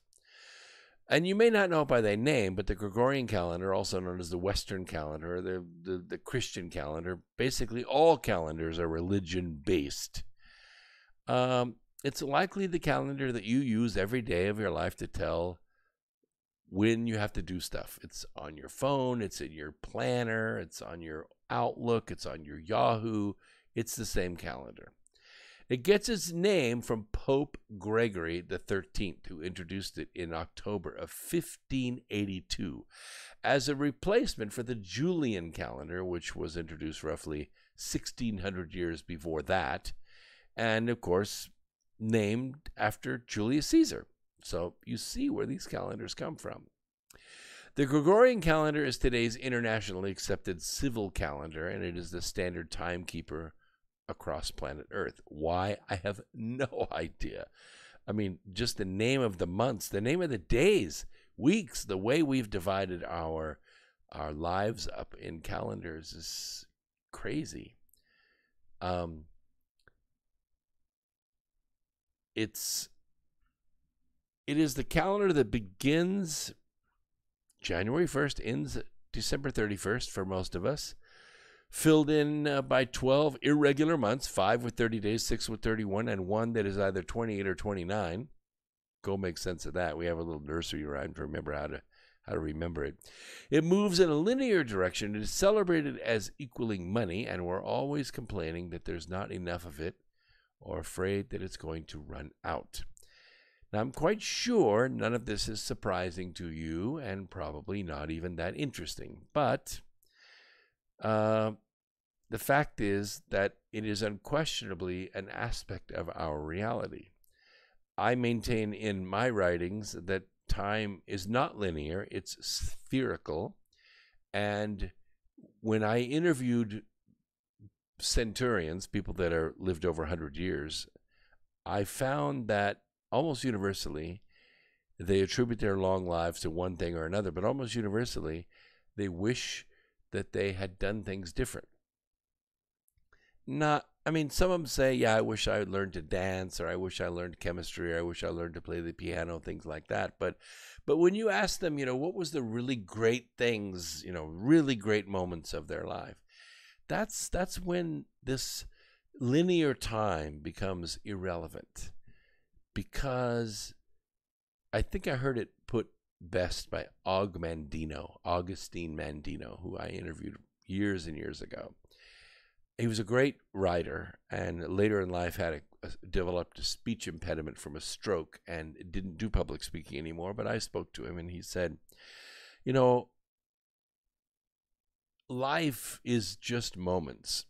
It isn't really minutes. It's not really hours or days. Like when somebody says, I worked 25 years someplace, you got to ask them, okay, what were the great moments, of your 25 years? They're not going to be that many. We should just have moments in our lives, one after the other. And a moment is defined by our own personal observation. Two people can be dancing together.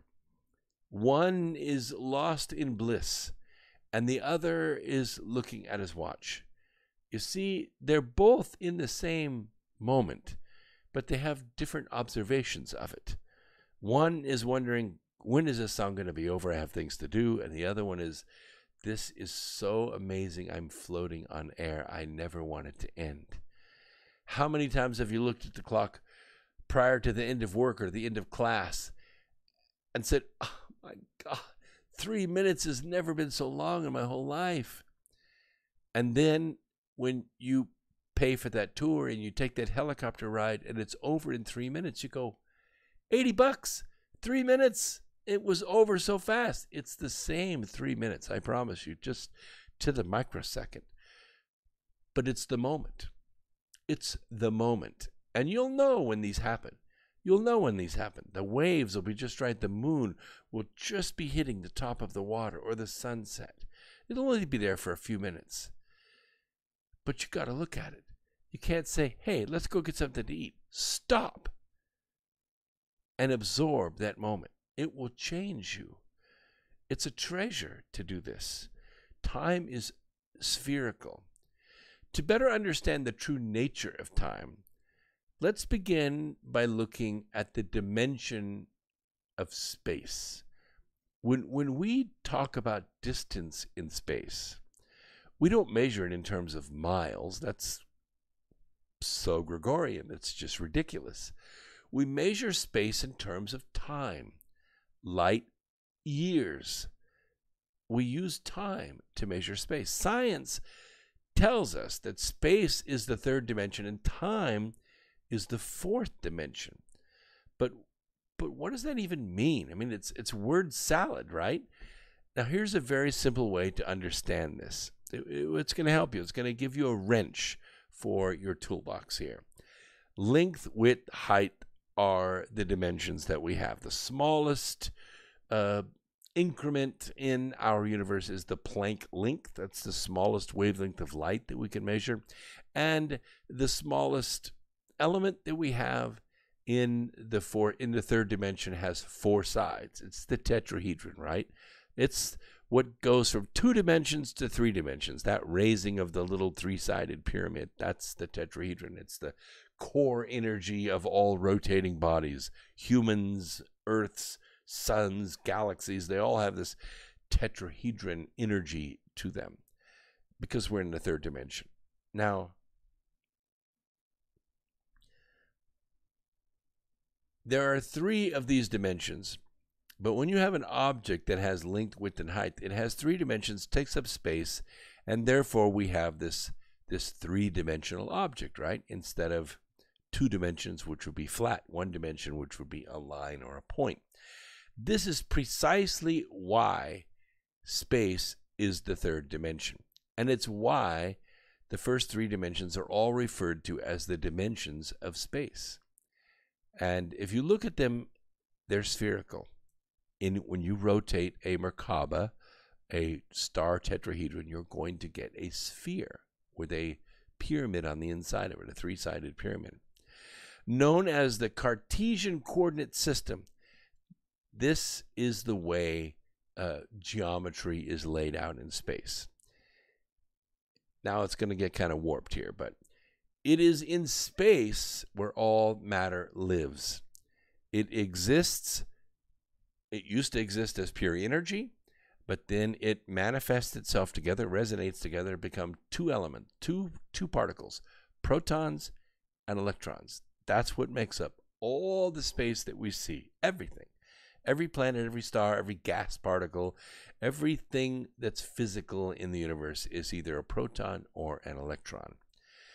And neutrons are formed when the 2 come together, okay? So an electron and a proton come together, they neutralize, and that is a neutron. But you basically start out with with protons and neutrons, or protons and electrons. It's also in the third dimension where we have foundation of what we call Newtonian physics, the motion of bodies, classical mechanics. And it works, and we have tested it many, many times. It's very accurate to the microsecond. Very, very few exceptions, and we have a lot of exceptions to rules in physics, but not many in that. To understand what matter is, you just need to look at your physical body. We are eternal beings having this mortal experience. And generally speaking, we shape this body. It assumes the shape that our spirit inside of us, the leaping, flying gazelle that's on the inside of this bag of water, we pretty much shape it. We grow the hair the way we want to. We wear our makeup the way we want to. We assume the body weight that we truly want. I mean, yeah, I would like to be lighter. So would you. We'd like to be trim and fit. But, I mean, not really.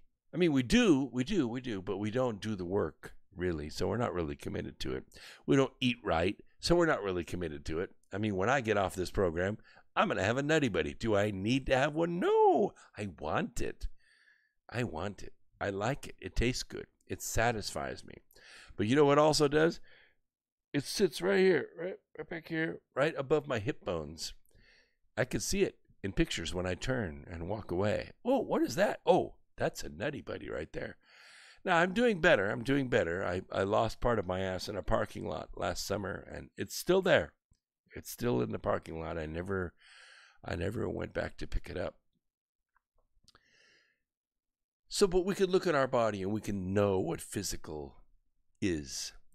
Now, you know that you have a head and hands and toes and bones, and sometimes in meditation we consider all these things so that we can focus and connect our subconscious mind to our conscious mind. And then it begs the question, can you see your mind? Well, no. I mean, can you poke it? Can you hold it? Can you spank it? No, you can't do anything to your mind. So by definition, your mind cannot exist in the dimension of space, and it actually does not, which means there's another dimension that you exist in right now. Well, okay, like right now, or back then too, but right now and also in the future. Because mind is independent of now.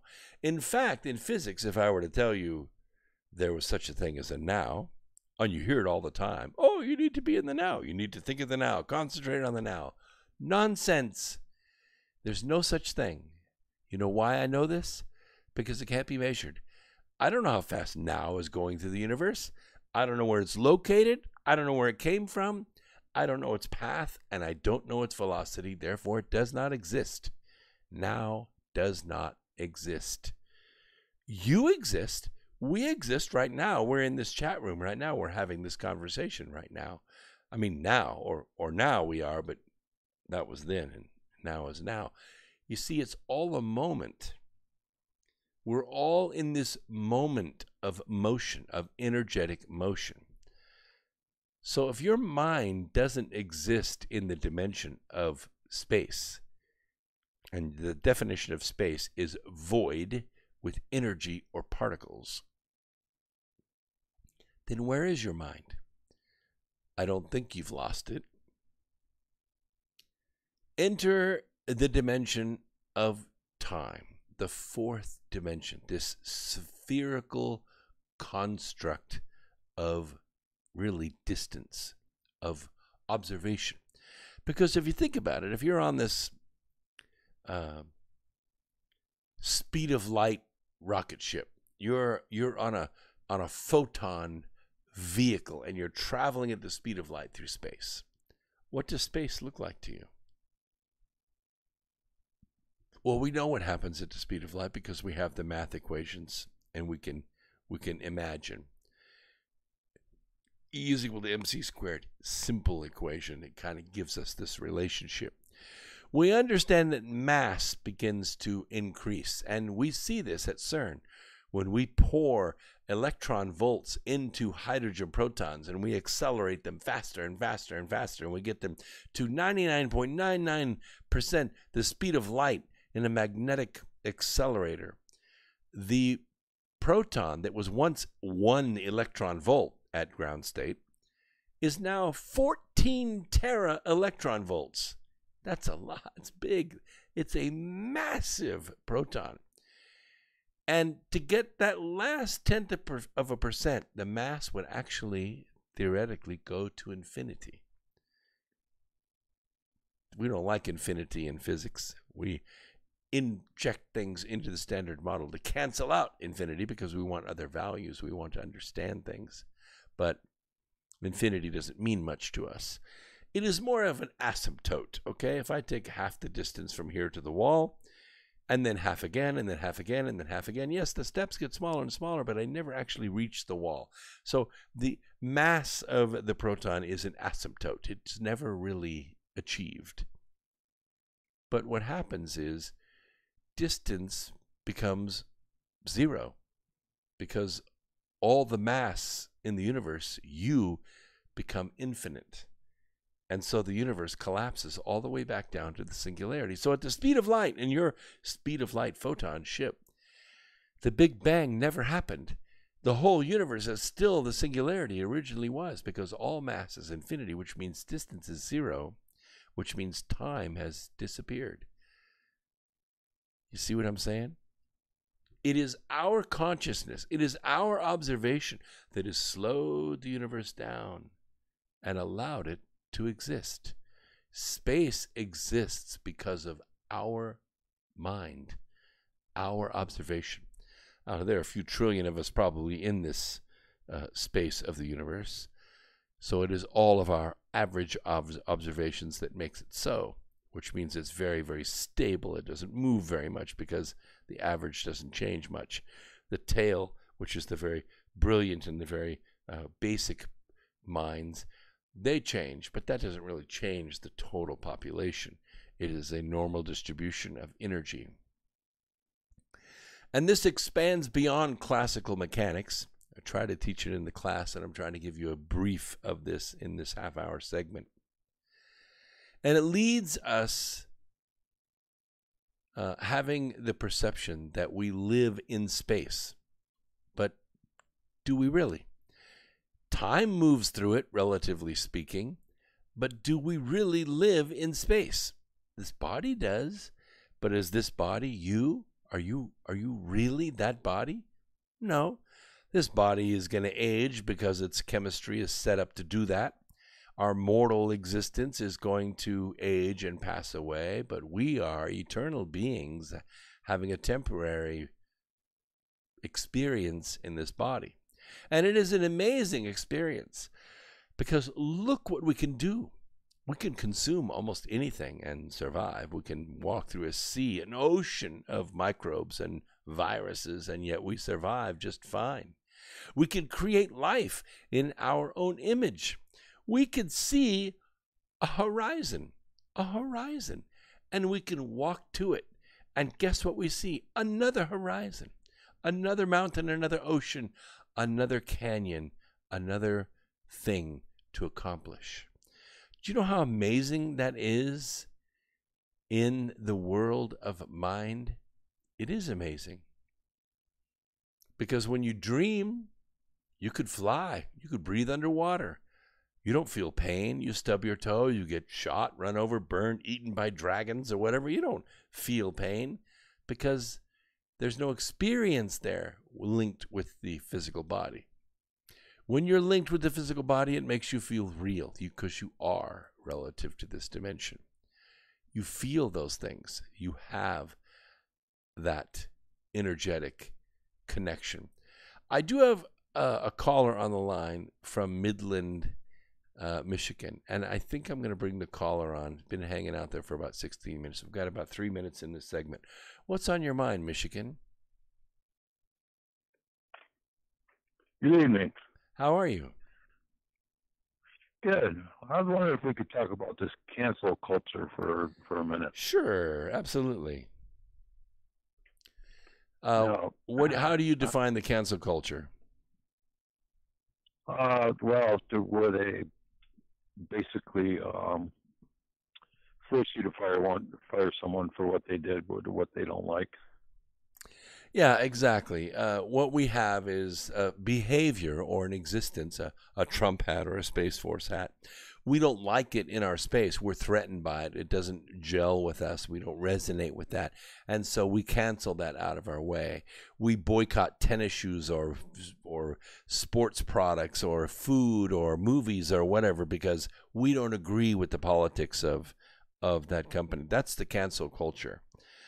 So right now, I'm not so much for. I'm not a boycotter per se, but sometimes if you can't beat them, you have to join them. Well, what does that mean to you? I mean, in the old days, Jesse Jackson. What that means to me is when you have a waitress in a restaurant who has worked there for 10 years, and she gets a complaint and they fire her. To me, that's an admission of guilt by the restaurant. The pressure should be put on the restaurant from the left and from the right. They should get another 10,000 tweets saying that if they're not going to defend their workers, then they must have known about it, and that must be their culture. And maybe we can get these people to turn around and start defending someone, because all I have to do is say that you did something wrong and you're gone, you're out of here. They take the easy way out. They get rid of the person. They get rid of the flag or whatever it is.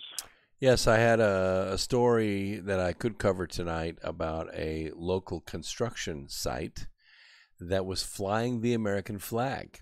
And the city went to that construction site and made them take the American flag down because the city was afraid that the flag would attract protesters.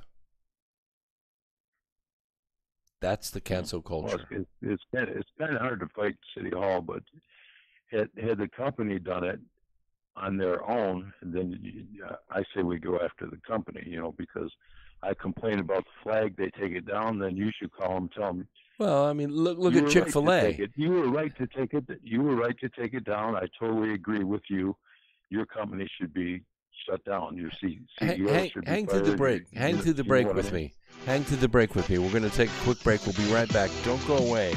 Just hang out there. I want to finish this conversation with you. We'll be right back after this.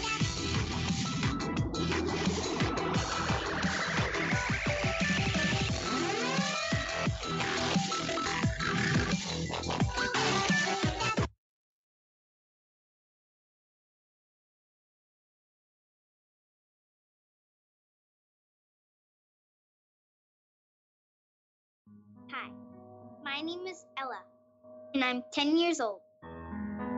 I'm one of the millions of children born to parents suffering from the sheeple virus. Symptoms include the inability to think for oneself, the attention span of a goldfish, and a strong belief in government and the mainstream media. It is estimated that 1 out of every 2 children are being raised by parents infected with the sheeple virus. But there is a cure. For as little as 19 cents per day, you can become a TFR supporter and help children like me get their daily dose of truth. Together, we will make sure every child has protection from deception. COVID-19 not letting up in most states. I'm Joe Chiro, Fox News. The CDC reporting that new coronavirus cases rose by more than 52,000, with increases in nearly 40 states. Florida also seeing a major surge. Miami-Dade County Mayor Carlos Jimenez. We shut down the beaches this weekend. We restricted alcohol sales. We've also closed again some of the places where people can congregate, like movie theaters and bowling alleys and casinos and all that, because we have seen a sharp rise in the positivity rate, just like they have in Houston. Jimenez on CBS's Face the Nation. Nearly 130,000 people have died from the virus in the U.S. 21 people were arrested or detained early Sunday in Portland, Oregon, in clashes with police. Authorities say several officers were injured when fireworks and mortars exploded near them. Protests also took place in a number of other cities. In Baltimore, a crowd toppled a statue of Christopher Columbus and threw it in the harbor. Republican Maryland Governor Larry Hogan tweeted, "While we welcome peaceful protests and constructive dialogue on whether and how to put certain monuments in context or move them to museums through a legal process, lawlessness, vandalism, and destruction of public property is completely unacceptable." Hours earlier, another Columbus statue was beheaded in Waterbury, Connecticut. In Seattle, though, things turned deadly. A 24-year-old protester died, and another was critically injured after a car drove through a crowd of protesters on a closed interstate. Fox's Jackie Heinrich. Chicago police say a 7-year-old girl at a family party and a 14-year-old boy were among 13 people shot and killed in the city over the weekend. In D.C., an 11-year-old boy was killed by a stray bullet, and 2 people were killed and 8 injured at a Greenville, South Carolina nightclub. America is listening to Fox News.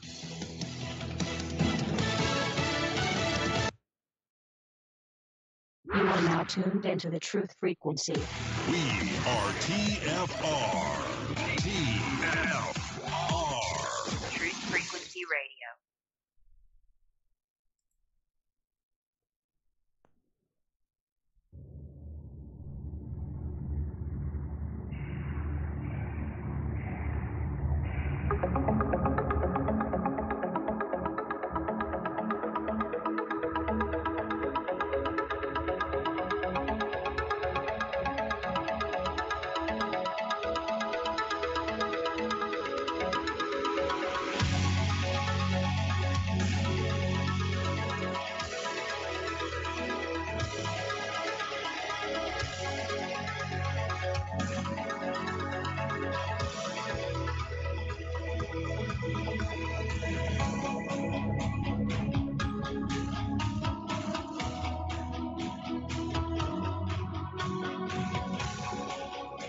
Okay, welcome back. Third and final hour of X Squared Radio. I want to get back to the phone caller because he's been on hold for a long time and we didn't finish talking about this subject. So if I hear you right, this cancel culture, it's driven from the outside in. In other words, social pressures put against a company to make a company do a certain thing, cancel a certain thing, or cancel out that company. My example would be Chick-fil-A. Okay, the cancel culture has said we're going to stop shopping at Chick-fil-A. We're going to starve them out because they're Christian. And the same thing with In-N-Out Burger because they put Bible verses on the bottom of their cups. And we're going to force them to cancel that. But the public responded by increasing the business to Chick-fil-A. Chick-fil-A's had a record year because of the American people's retaliation against the cancel culture. But that doesn't always work that way, does it? No, it doesn't always work that way. But, I mean, they take the easy way out. You know, it's easier for me to just fire you and move on, and then everything will go away. But if we force them to defend you, because, I mean, you've worked here for 10 years. Come on now. Yeah. I must have known within 10 years, so therefore, I must have known, and therefore I must be guilty of harboring you for 10 years. Yeah, and they'll often say, oh, well, you published a paper back in 1988. You were in a school play, and you were in blackface in 1979. And so now in 2020, we're going to ask you to resign. Yeah, like Paula Deen. Yeah. Yeah, because the words she used 30 years ago. But see, she came out very apologetic and everything else. If she would have stood her ground and said it was 30 years ago, I would have bought a set of pots and pans that she was selling that she would have kept. Yeah, I like Paula Deen. I like her stuff. I like her air fryers. I'm hooked on the air fryer. Right, but I mean, if she would have took a stand, then half of the people would have stood behind her, and the other half wouldn't. You know, this way she tried to appease the other side, and they totally put her out of business for 5 years or so at least. Sure did. Absolutely. Well, anyway, that's what I think about. If you're not going to stand up and defend the people that work for you, because you're going to take the easy way out, but if it's not so easy, if you're getting 10,000 tweets of you know what I'm trying to say. Yeah, I mean, we live in a society unlike any other society in the world. If the customer's always right, and we like to feel that we are, if the company is not doing what the customer wants it to do, or not selling what it wants to buy, then the consumer can apply pressure on that company. And that's what the cancel culture is doing. But they're doing it for ideological reasons, not economic reasons. They're not making decisions based upon a shirt someone sells, or a burger, or a cup of coffee that some company sells. They're doing it off an ideology.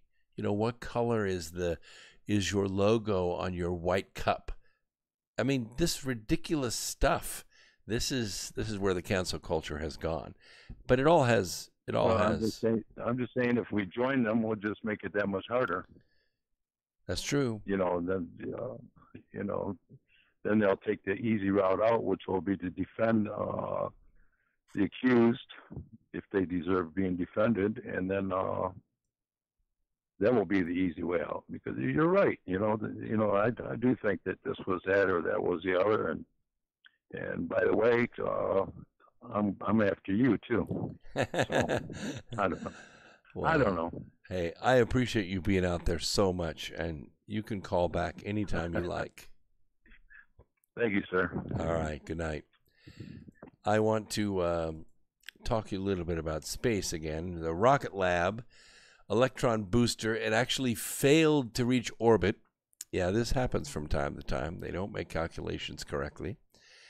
The two-stage electron booster rose off the pad at, Rocket Lab's New Zealand launch site at 5:19 p.m. Eastern Time, and they carried 7 Earth imaging satellites aloft, including 5 payloads for satellite imaging company Planet, as well as a satellite for Canon Electronics and one for UK-based in-space missions.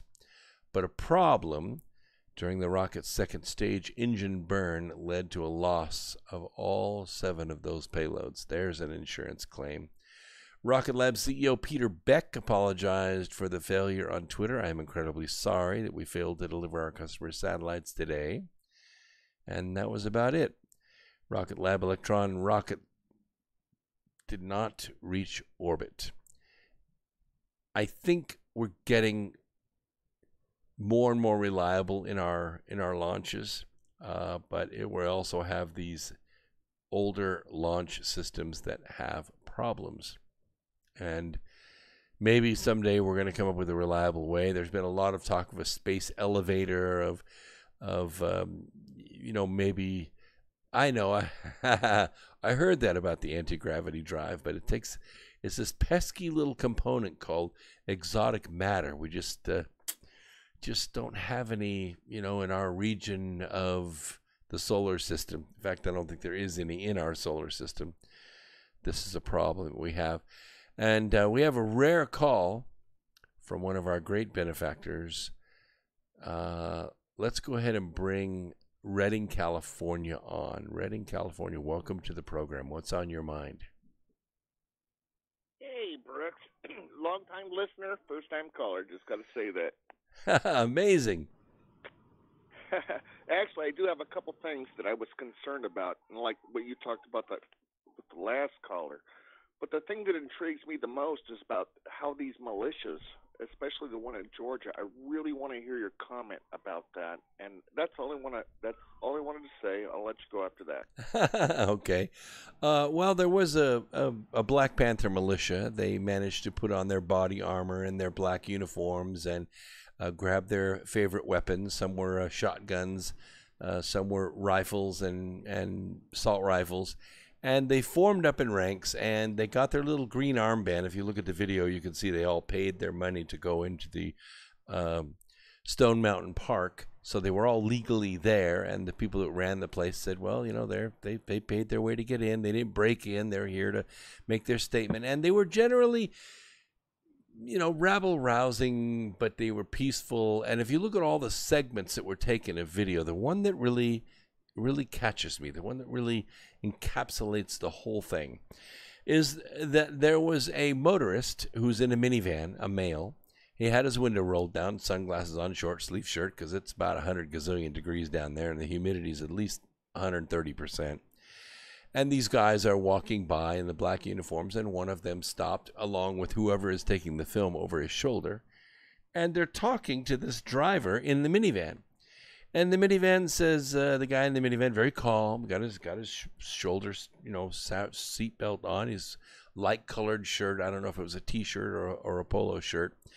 And he said, so what is this? What are y'all doing? Oh, you know what we're doing. He was really belligerent to the guy. He said, so what are you? What are you? He said, we're the NAFC. And I think it's an expletive. It means, not effing around anymore or something like that. And they're Black Panthers. And so he said, yeah. So he's very calm about it, very not afraid, and said, and so the Black Panther who was speaking to him said, "Where's our reparations?" And that right there, that statement right there encapsulates what this entire militia movement is all about. Where are our reparations? Now, when you listen to the leader, and I'm not even going to say his name because it's a flash in the pan. These leaders come and go. By the way, the Spaz, right? Spaz of Chaz, Mr. Spaz of Chaz, the guy that took over the 6 blocks in Seattle.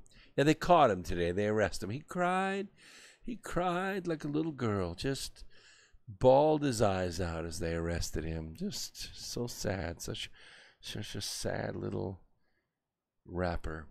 Anyway, the mission statement is that they want the United States of America to carve out a piece of America. They specifically asked for Texas. Carve Texas out, and all the black people, they're going to move there. They're going to move to Texas. We're going to have a black nation, and we're going to take Texas. Now, the issue, of course, there are a lot of issues, the same issues that Spaz had in Seattle. It's cool. It's a big party and stuff. And, after like 3 or 4 hangovers, really, really good hangovers, it's like, dude, what are we going to do tomorrow? Like, I don't have any money. And my mom's not sending me anymore. And there's really...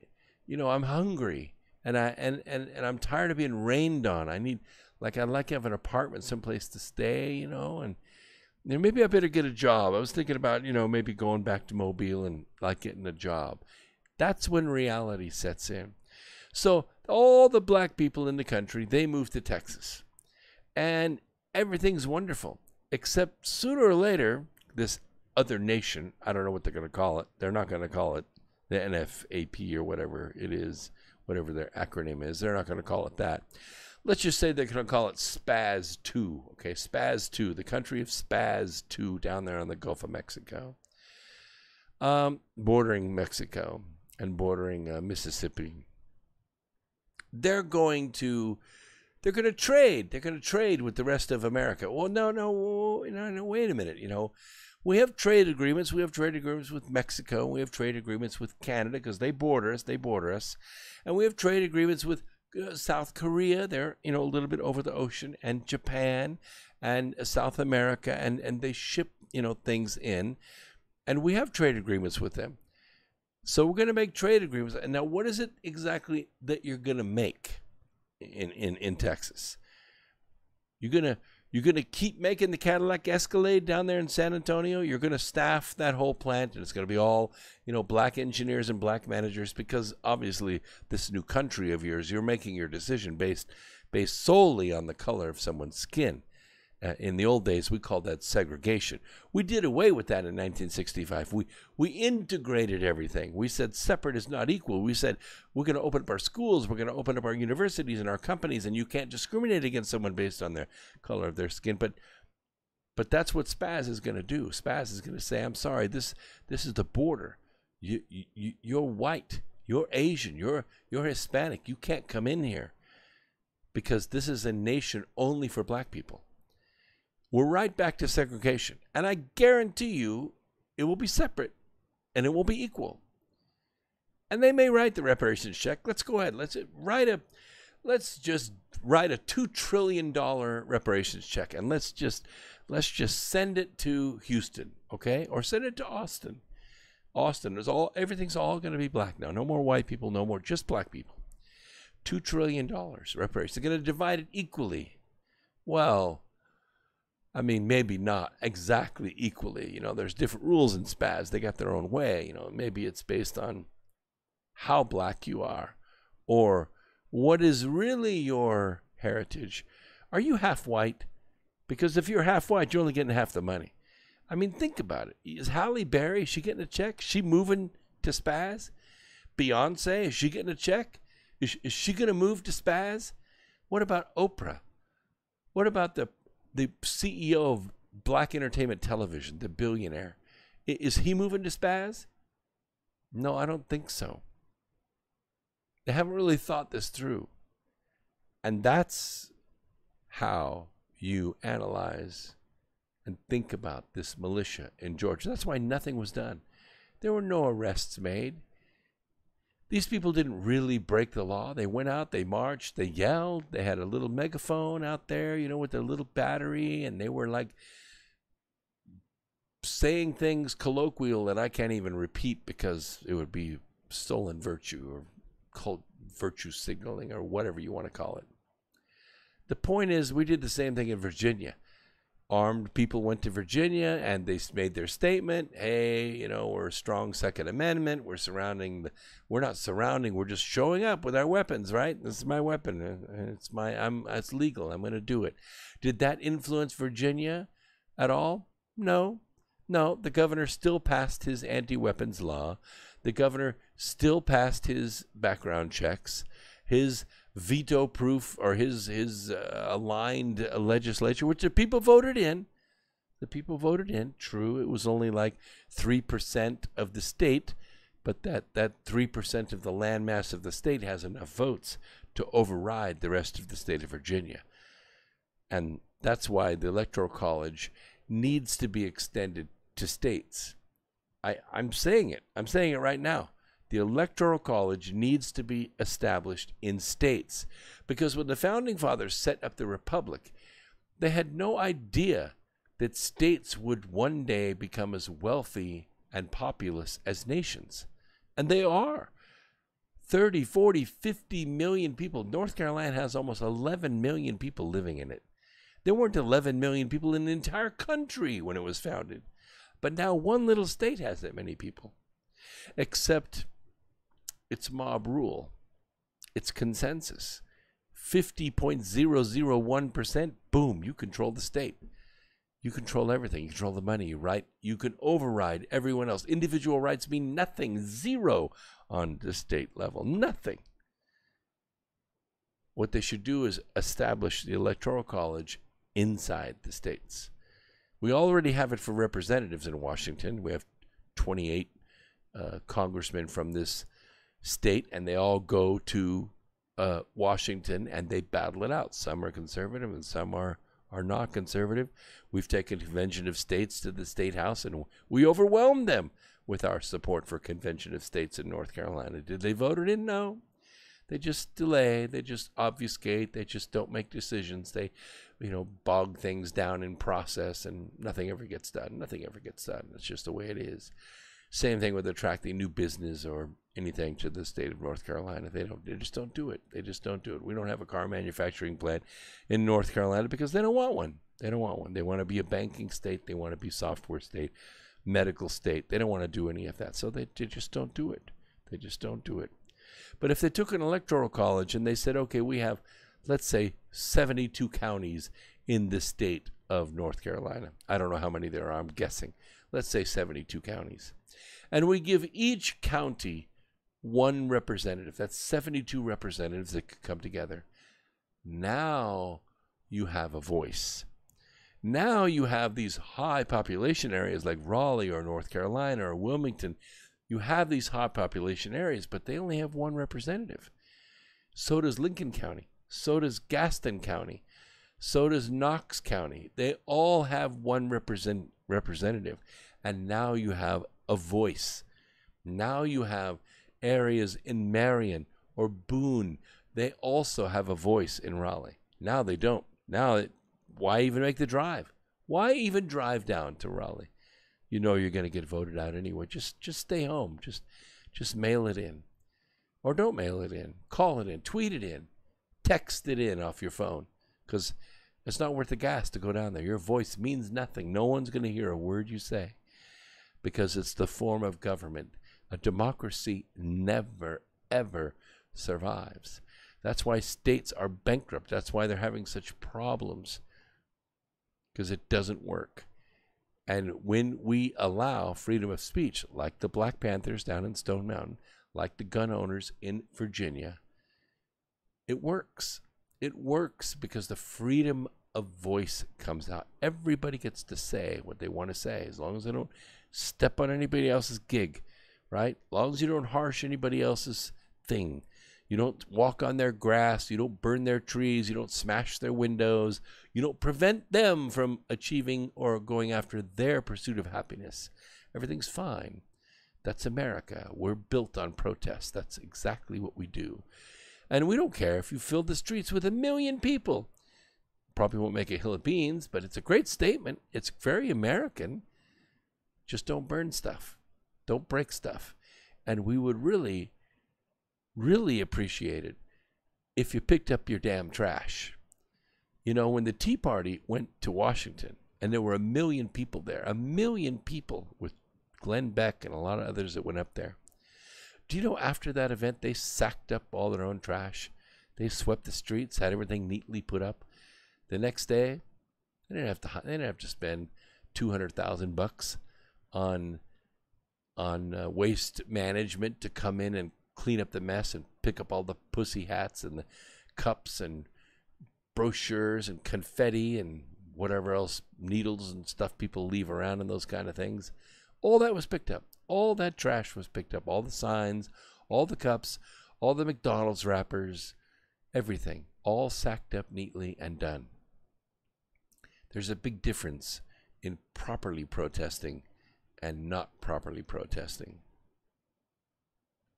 By the way, did you notice the moon, the full moon on the 4th of July? I knew it was going to be auspicious. I knew it. A couple days before, I said, I got a feeling something big is going to happen. I don't mean big like, you know, the earth is going to split open or the Mount of Olives is going to split in half and Jesus Christ is going to come out of the sky. And this is it. This is it. This is the ushering in of the millennium. I have been saying that war is justice denied. I have been saying that very soon we're going to see some high-level arrests. Even Q backed me up, right? A week or so after I said it, he came out and said, arrests are coming, and one leads to many. I thought that was very poignant indeed. And there you have it. Ghislaine Maxwell arrested in her New Hampshire paid-for house. You don't buy a house in New Hampshire with cash unless you have cash, which she did. So now she's in the same jail that Jeffrey Epstein was in when he ostensibly committed suicide. We don't think that he did, but we don't have any proof one way or the other. Lots of speculation. Now, the madam that knows everything, that participated in everything, I mean, in the nude, participated in everything. She has the goods. She has the cell phone records. She has the Rolodex. She has the blackmail. All those people that wore suits and ties and robes, that wore ribbons and medals, that came to Epstein Island, she knows all of them. She has the surveillance tapes, or knows where they are, of, 14-year-old girls or 14-year-old boys with various politicians, judges, justices, congressmen, senators, CEOs, bankers. She has all that stuff. I can tell you right now, there's a whole bunch of powerful people around the world from Saudi Arabia to San Diego, and they're sweating spinal fluid right now. Oh, yeah. Oh, yeah. And we've seen a lot of weird decisions, like, Justice Scalia. That was weird, wasn't it, how he died? No autopsy, just strange stuff like that. And then we look at Chief Justice John Roberts, supposedly a conservative, put in place strange, just unexplainable decisions out of the blue. And even when he writes his decision, and he's a very intelligent, elitist, Ivy League, upper crust elite. I mean, he worked his way up there. He likes it there. He's the elite of the elite, robes and all.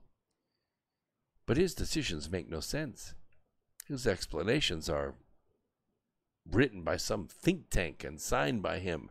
The dissenting arguments just shred his logic. And yet he does it. Why? And then we look at the records, we go, oh my God, Justice Roberts is on the logs of the Lolita Express. He went there. He was involved. There's a tape somewhere. And this is maybe what's happening, this level of compromise. When you see how ridiculously nervous and scared senators and congressmen or staffers of such get when the camera is put on them. Their eyes bug out. They are afraid, genuinely afraid. Why? Because somewhere there's a tape of them in the nude or in a bathing suit or with a young girl or with a young boy, and it's being held over them. This is the way the syndicate works. It is a network, a web, a sticky, smelly web of subterfuge and blackmail, of corruption and lies. This is the entrance, the dark and horrible entrance, the oath and covenant to be part of the global syndicate. One leads to many. You watch. We'll be back right after this final segment, X Squared Radio. Don't go away. More coming at you right after this.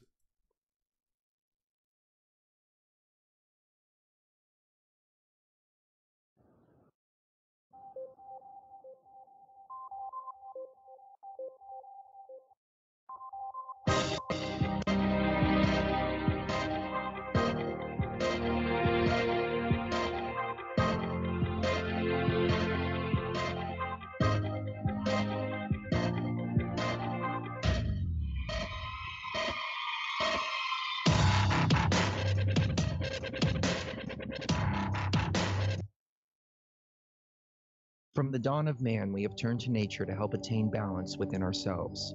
But somewhere, we lost our way. Western culture is once again remembering the healing benefits of CBD, the non-psychoactive component of the hemp plant.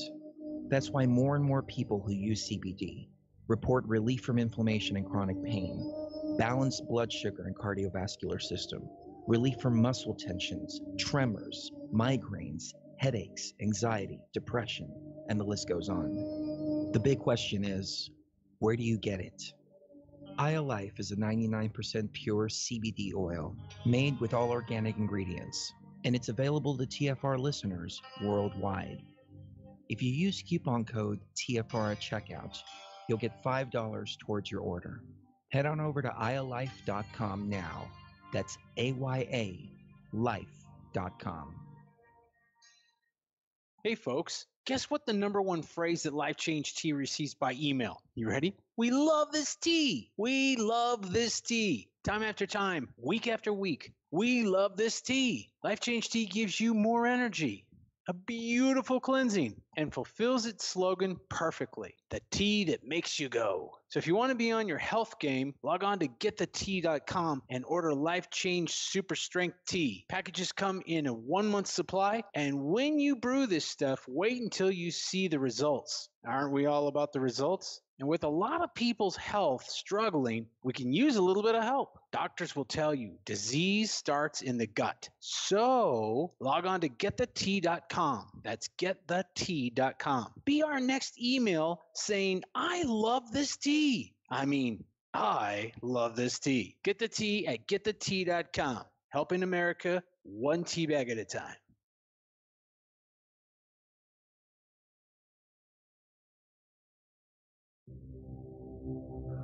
We exist in the security and comfort of our worlds. Paved paths, lights, and manicured lawns give us peace of mind that our world has been tamed, and we are its master. But other worlds exist on the edge of our sight. On the edge of our awareness, the shadows move. The woods fill with the unblinking eyes of the nightmares our ancestors warned us about. Some of us have stumbled into these forgotten realms, whether on purpose or completely by surprise. I'm Brent Thomas. Join us on the Paranormal Portal Friday and Saturday nights from 10 p.m. to midnight Pacific Standard Time as we journey into the world of the paranormal phenomena. Enter the Paranormal Portal if you dare.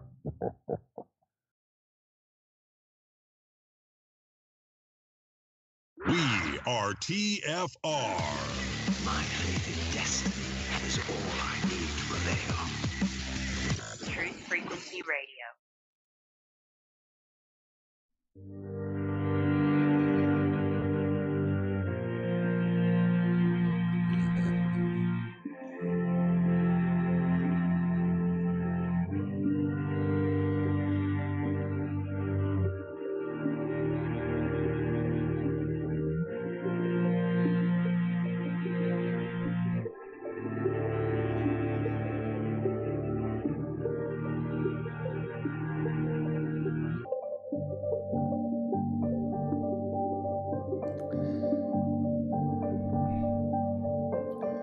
By the way, with respect to what we were talking about in the last segment, Karen in the chat room brought up an interesting question, and I thought it was really good. She said, why, Karen Allen, she says, why no pics of Ghislaine Maxwell's arrest?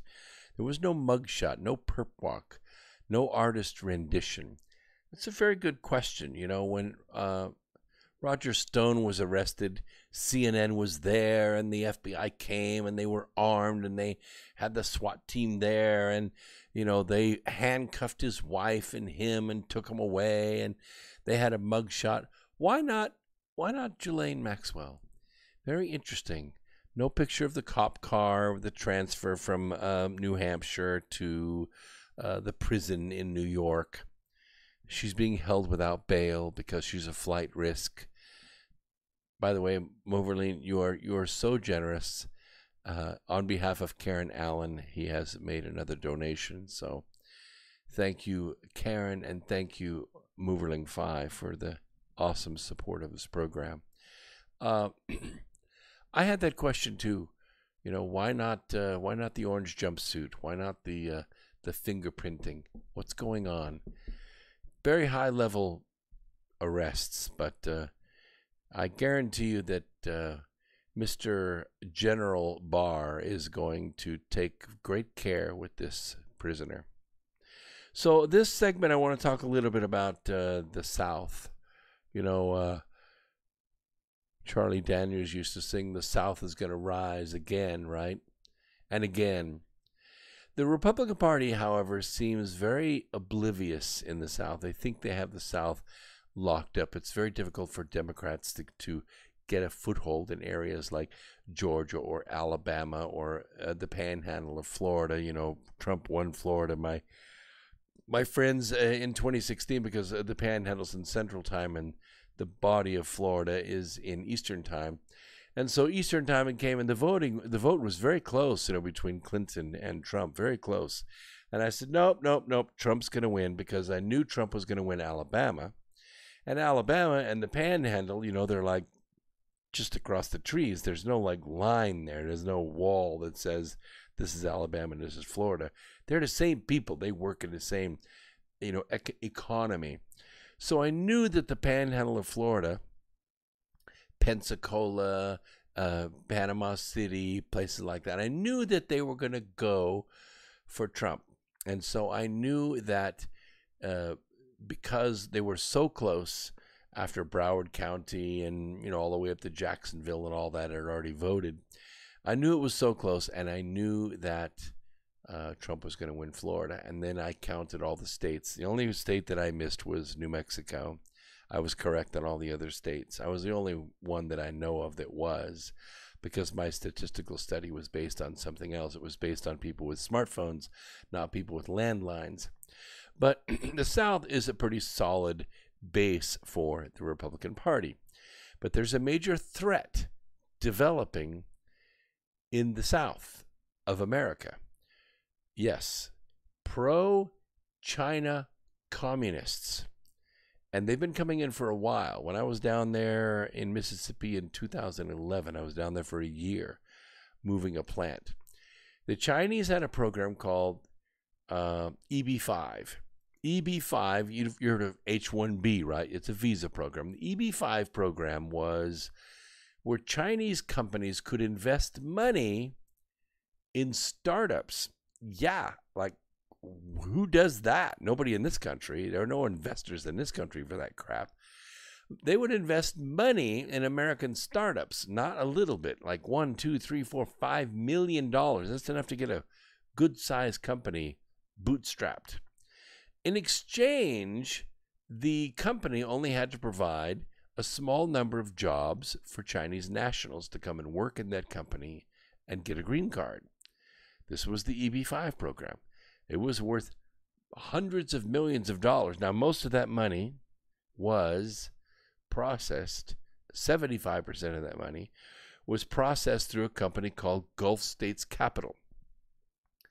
Gulf States Capital in Gulfport, Mississippi, was the company that processed most of the EB-5 money.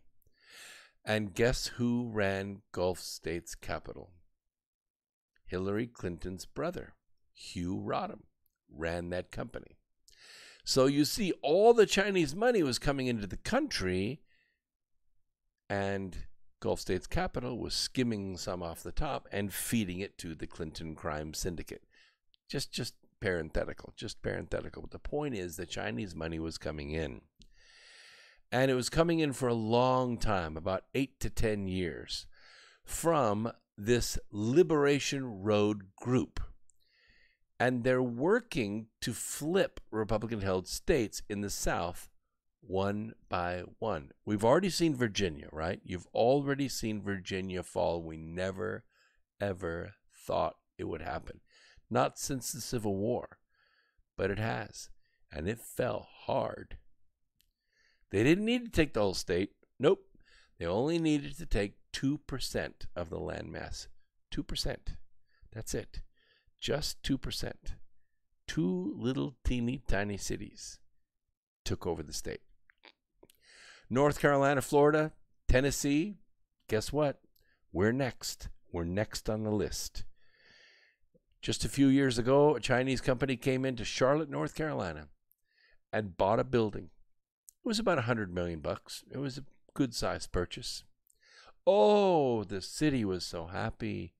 The big spread in the paper about how this building, we've been wanting to know what we're going to do with it. It was unfinished. The original people that started the building went bankrupt, didn't finish it. It never really quite got open. Now it's all done. Oh, it's done. It's all condoed out. It's beautiful. It's cash flowing. It's wonderful. But it's also owned by China. It's also owned by the CCP. If the communists can flip toss-up states like ours, North Carolina or Florida, in 2020, President Trump very likely will be a one-term president, and the Republican Party is going to be finished as a national force. It'll go away. What we hoped to accomplish in 2016, 2018, and now in 2020 It's all going to go away. What we thought was solid, reliable, is going to go away. You already saw what crooked Governor Roy Cooper did to North Carolina. Oh, he's just about destroyed the state. I mean, you think unemployment is it's awful in this state. Awful. I have to work in South Carolina. I have to drive 137 miles every day, one way to work, and 137 miles home so I can find a job. State is screwed. It's screwed because it has a crook as a governor. You saw what it did to the Republican National Committee. It wanted to come here, wanted to have its convention here in Charlotte. Roy Cooper reneged. Roy Cooper said, you can't have it here because we're going to make you wear masks, and we're going to make you sit in every other seat, and we're not 100% sure we're going to let you have it. Well, you know what Trump did? He let it go. He let it go right up to the deadline, and he said, look, dude, we got to have an up or down here. What are you going to do? Well, I don't know. I don't know. And Trump don't like, I don't know. So he moved. Now they're in Jacksonville, Florida. Do you know what that cost North Carolina? $200 million. It cost North Carolina, right here in Charlotte, $200 million. There were small businesses that invested. They bought fridges, tables, chairs, ads, space. They spent money to get ready for this convention, and now it's not going to happen here. $200 million Roy Cooper cost the state of North Carolina. Does the state care? No, we don't care. Are we mad? Nah, no, we don't care. We don't care. North Carolina is already lost. I'm saying this to wake you guys up, because if you don't wake up, the communists and Roy Cooper are going to steal this state. And we're done. We're finished forever. We'll never get it back. Not peaceably, anyway. While probably numbering fewer than 2,000 members, the ultra-secretive Liberation Road may be able to remove China's #1 enemy from the White House for a measly few $1 million. Known until April as the Freedom Road Socialist Organization, the FRSO, Liberation Road is an amalgamation, that is where two companies come together but one name survives, of several Maoist and anarchist factions, some dating back to the anti-Vietnam War movement of the 1960s. Just so you know, the old radical movements did not die off when their leaders siphoned off all the cash into their limos and brothels. They just regrouped. Among those who chose to go with Jesse Jackson into the Democrats were members of the League of Revolutionary Struggle, the largest surviving group from the new communist movement. The group officially disbanded and distanced themselves from their revolutionary past, but that was so they could raise money from billionaires without embarrassing anyone. They changed their names, they changed their logos, but not their ideology, not their methods. They still used protection. They still used black economic shakedowns of major corporations to force them to write big checks. These comrades established the Socialist Organizing Network. By 1995, they had merged with the FRSO. The new organization maintained the FRSO name along with most of the line and functioning of the original group. They made the strategic decision to form subsidiaries who would perform specific militant activities, such as the New Raza, Asian Forum, Labor Left, and especially the Black Radical Congress. The Black Radical Congress was formed and funded in 1998 when over 2,000 black intellectuals, organizers, politicians, workers, students, community folk, and leftists gathered in Chicago. Grassroots groups like the Organization for Black Struggle from St. Louis and Black Workers for Justice from North Carolina helped anchor it. It issued a Black Freedom Agenda. I have a copy of it here in my notes if you would like to read it. and launched several national campaigns. Elite blacks were pushing for segregation on a national platform, beginning with the large city plantations that were already economically enslaved by the Democrat Party and easy to control. In the course of doing this kind of work, FRSO adopted in the late 1990s ambitious goals for transforming the internal culture and demographics of Freedom Road.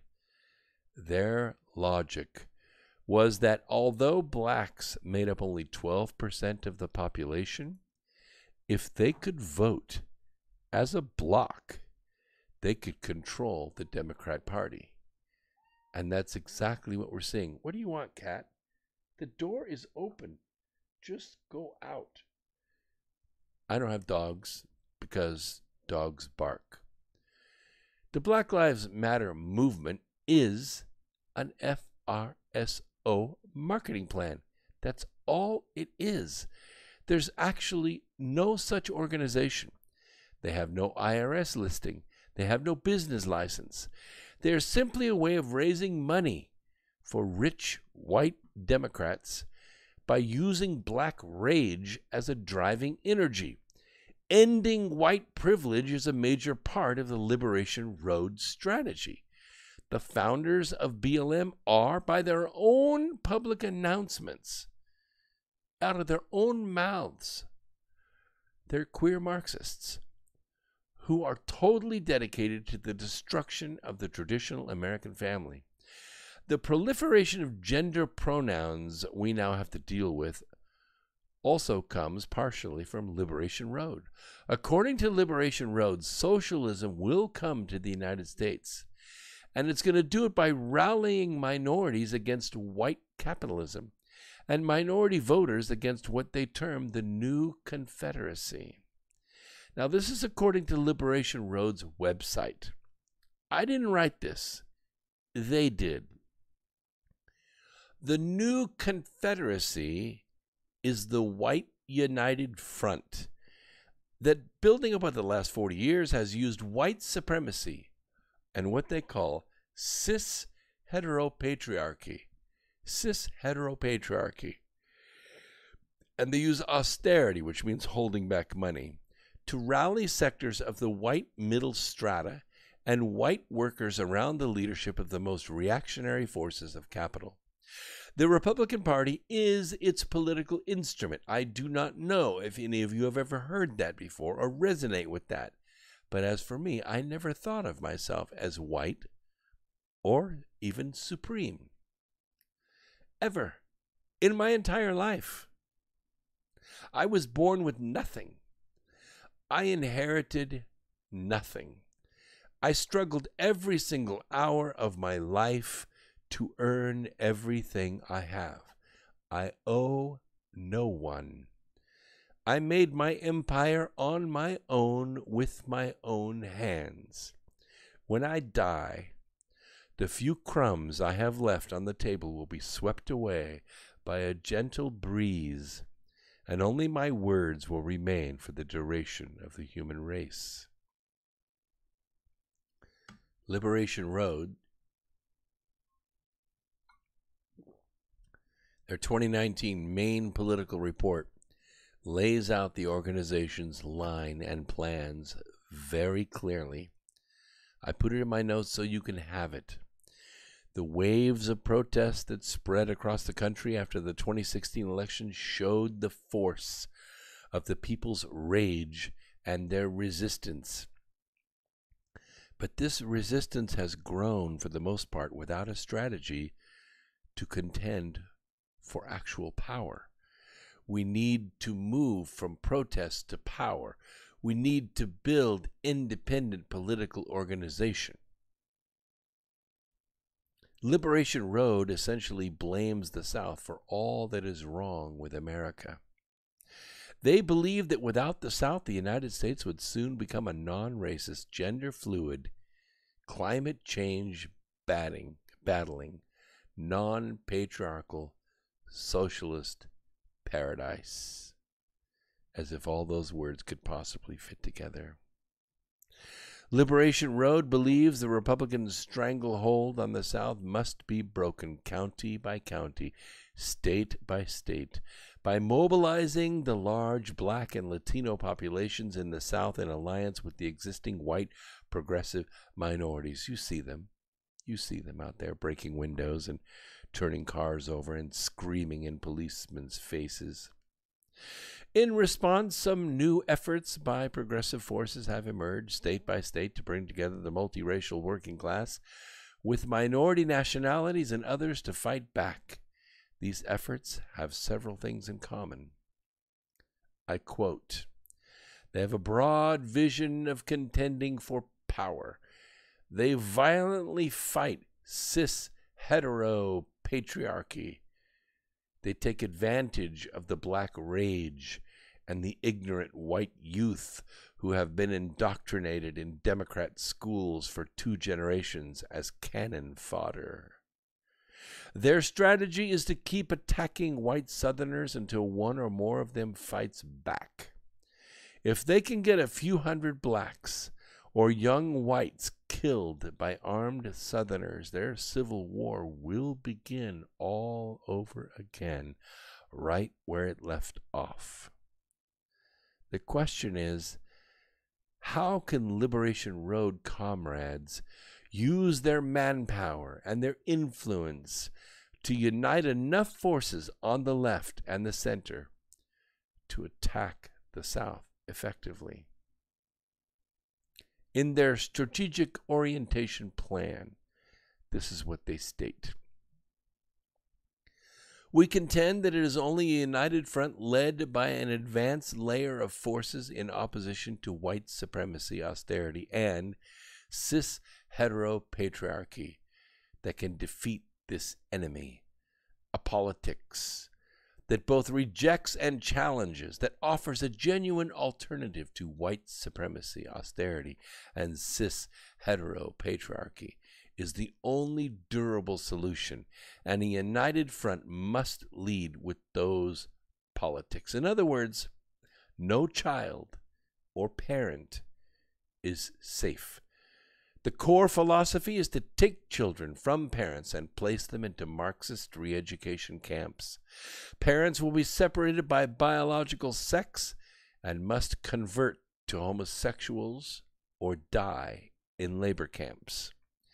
In their perfect society, there are no families. What babies are not aborted will be harvested and abused until they either die or survive long enough to become soldiers in the fight against God and America. The clearest path to organizing that united front is through engaging in the electoral arena. Why do they place so much emphasis on the electoral arena in this moment? Because they believe this is the arena of the struggle in which they are most clearly presented with the opportunity to construct the united front, to bring together social and political forces across and beyond self-interest.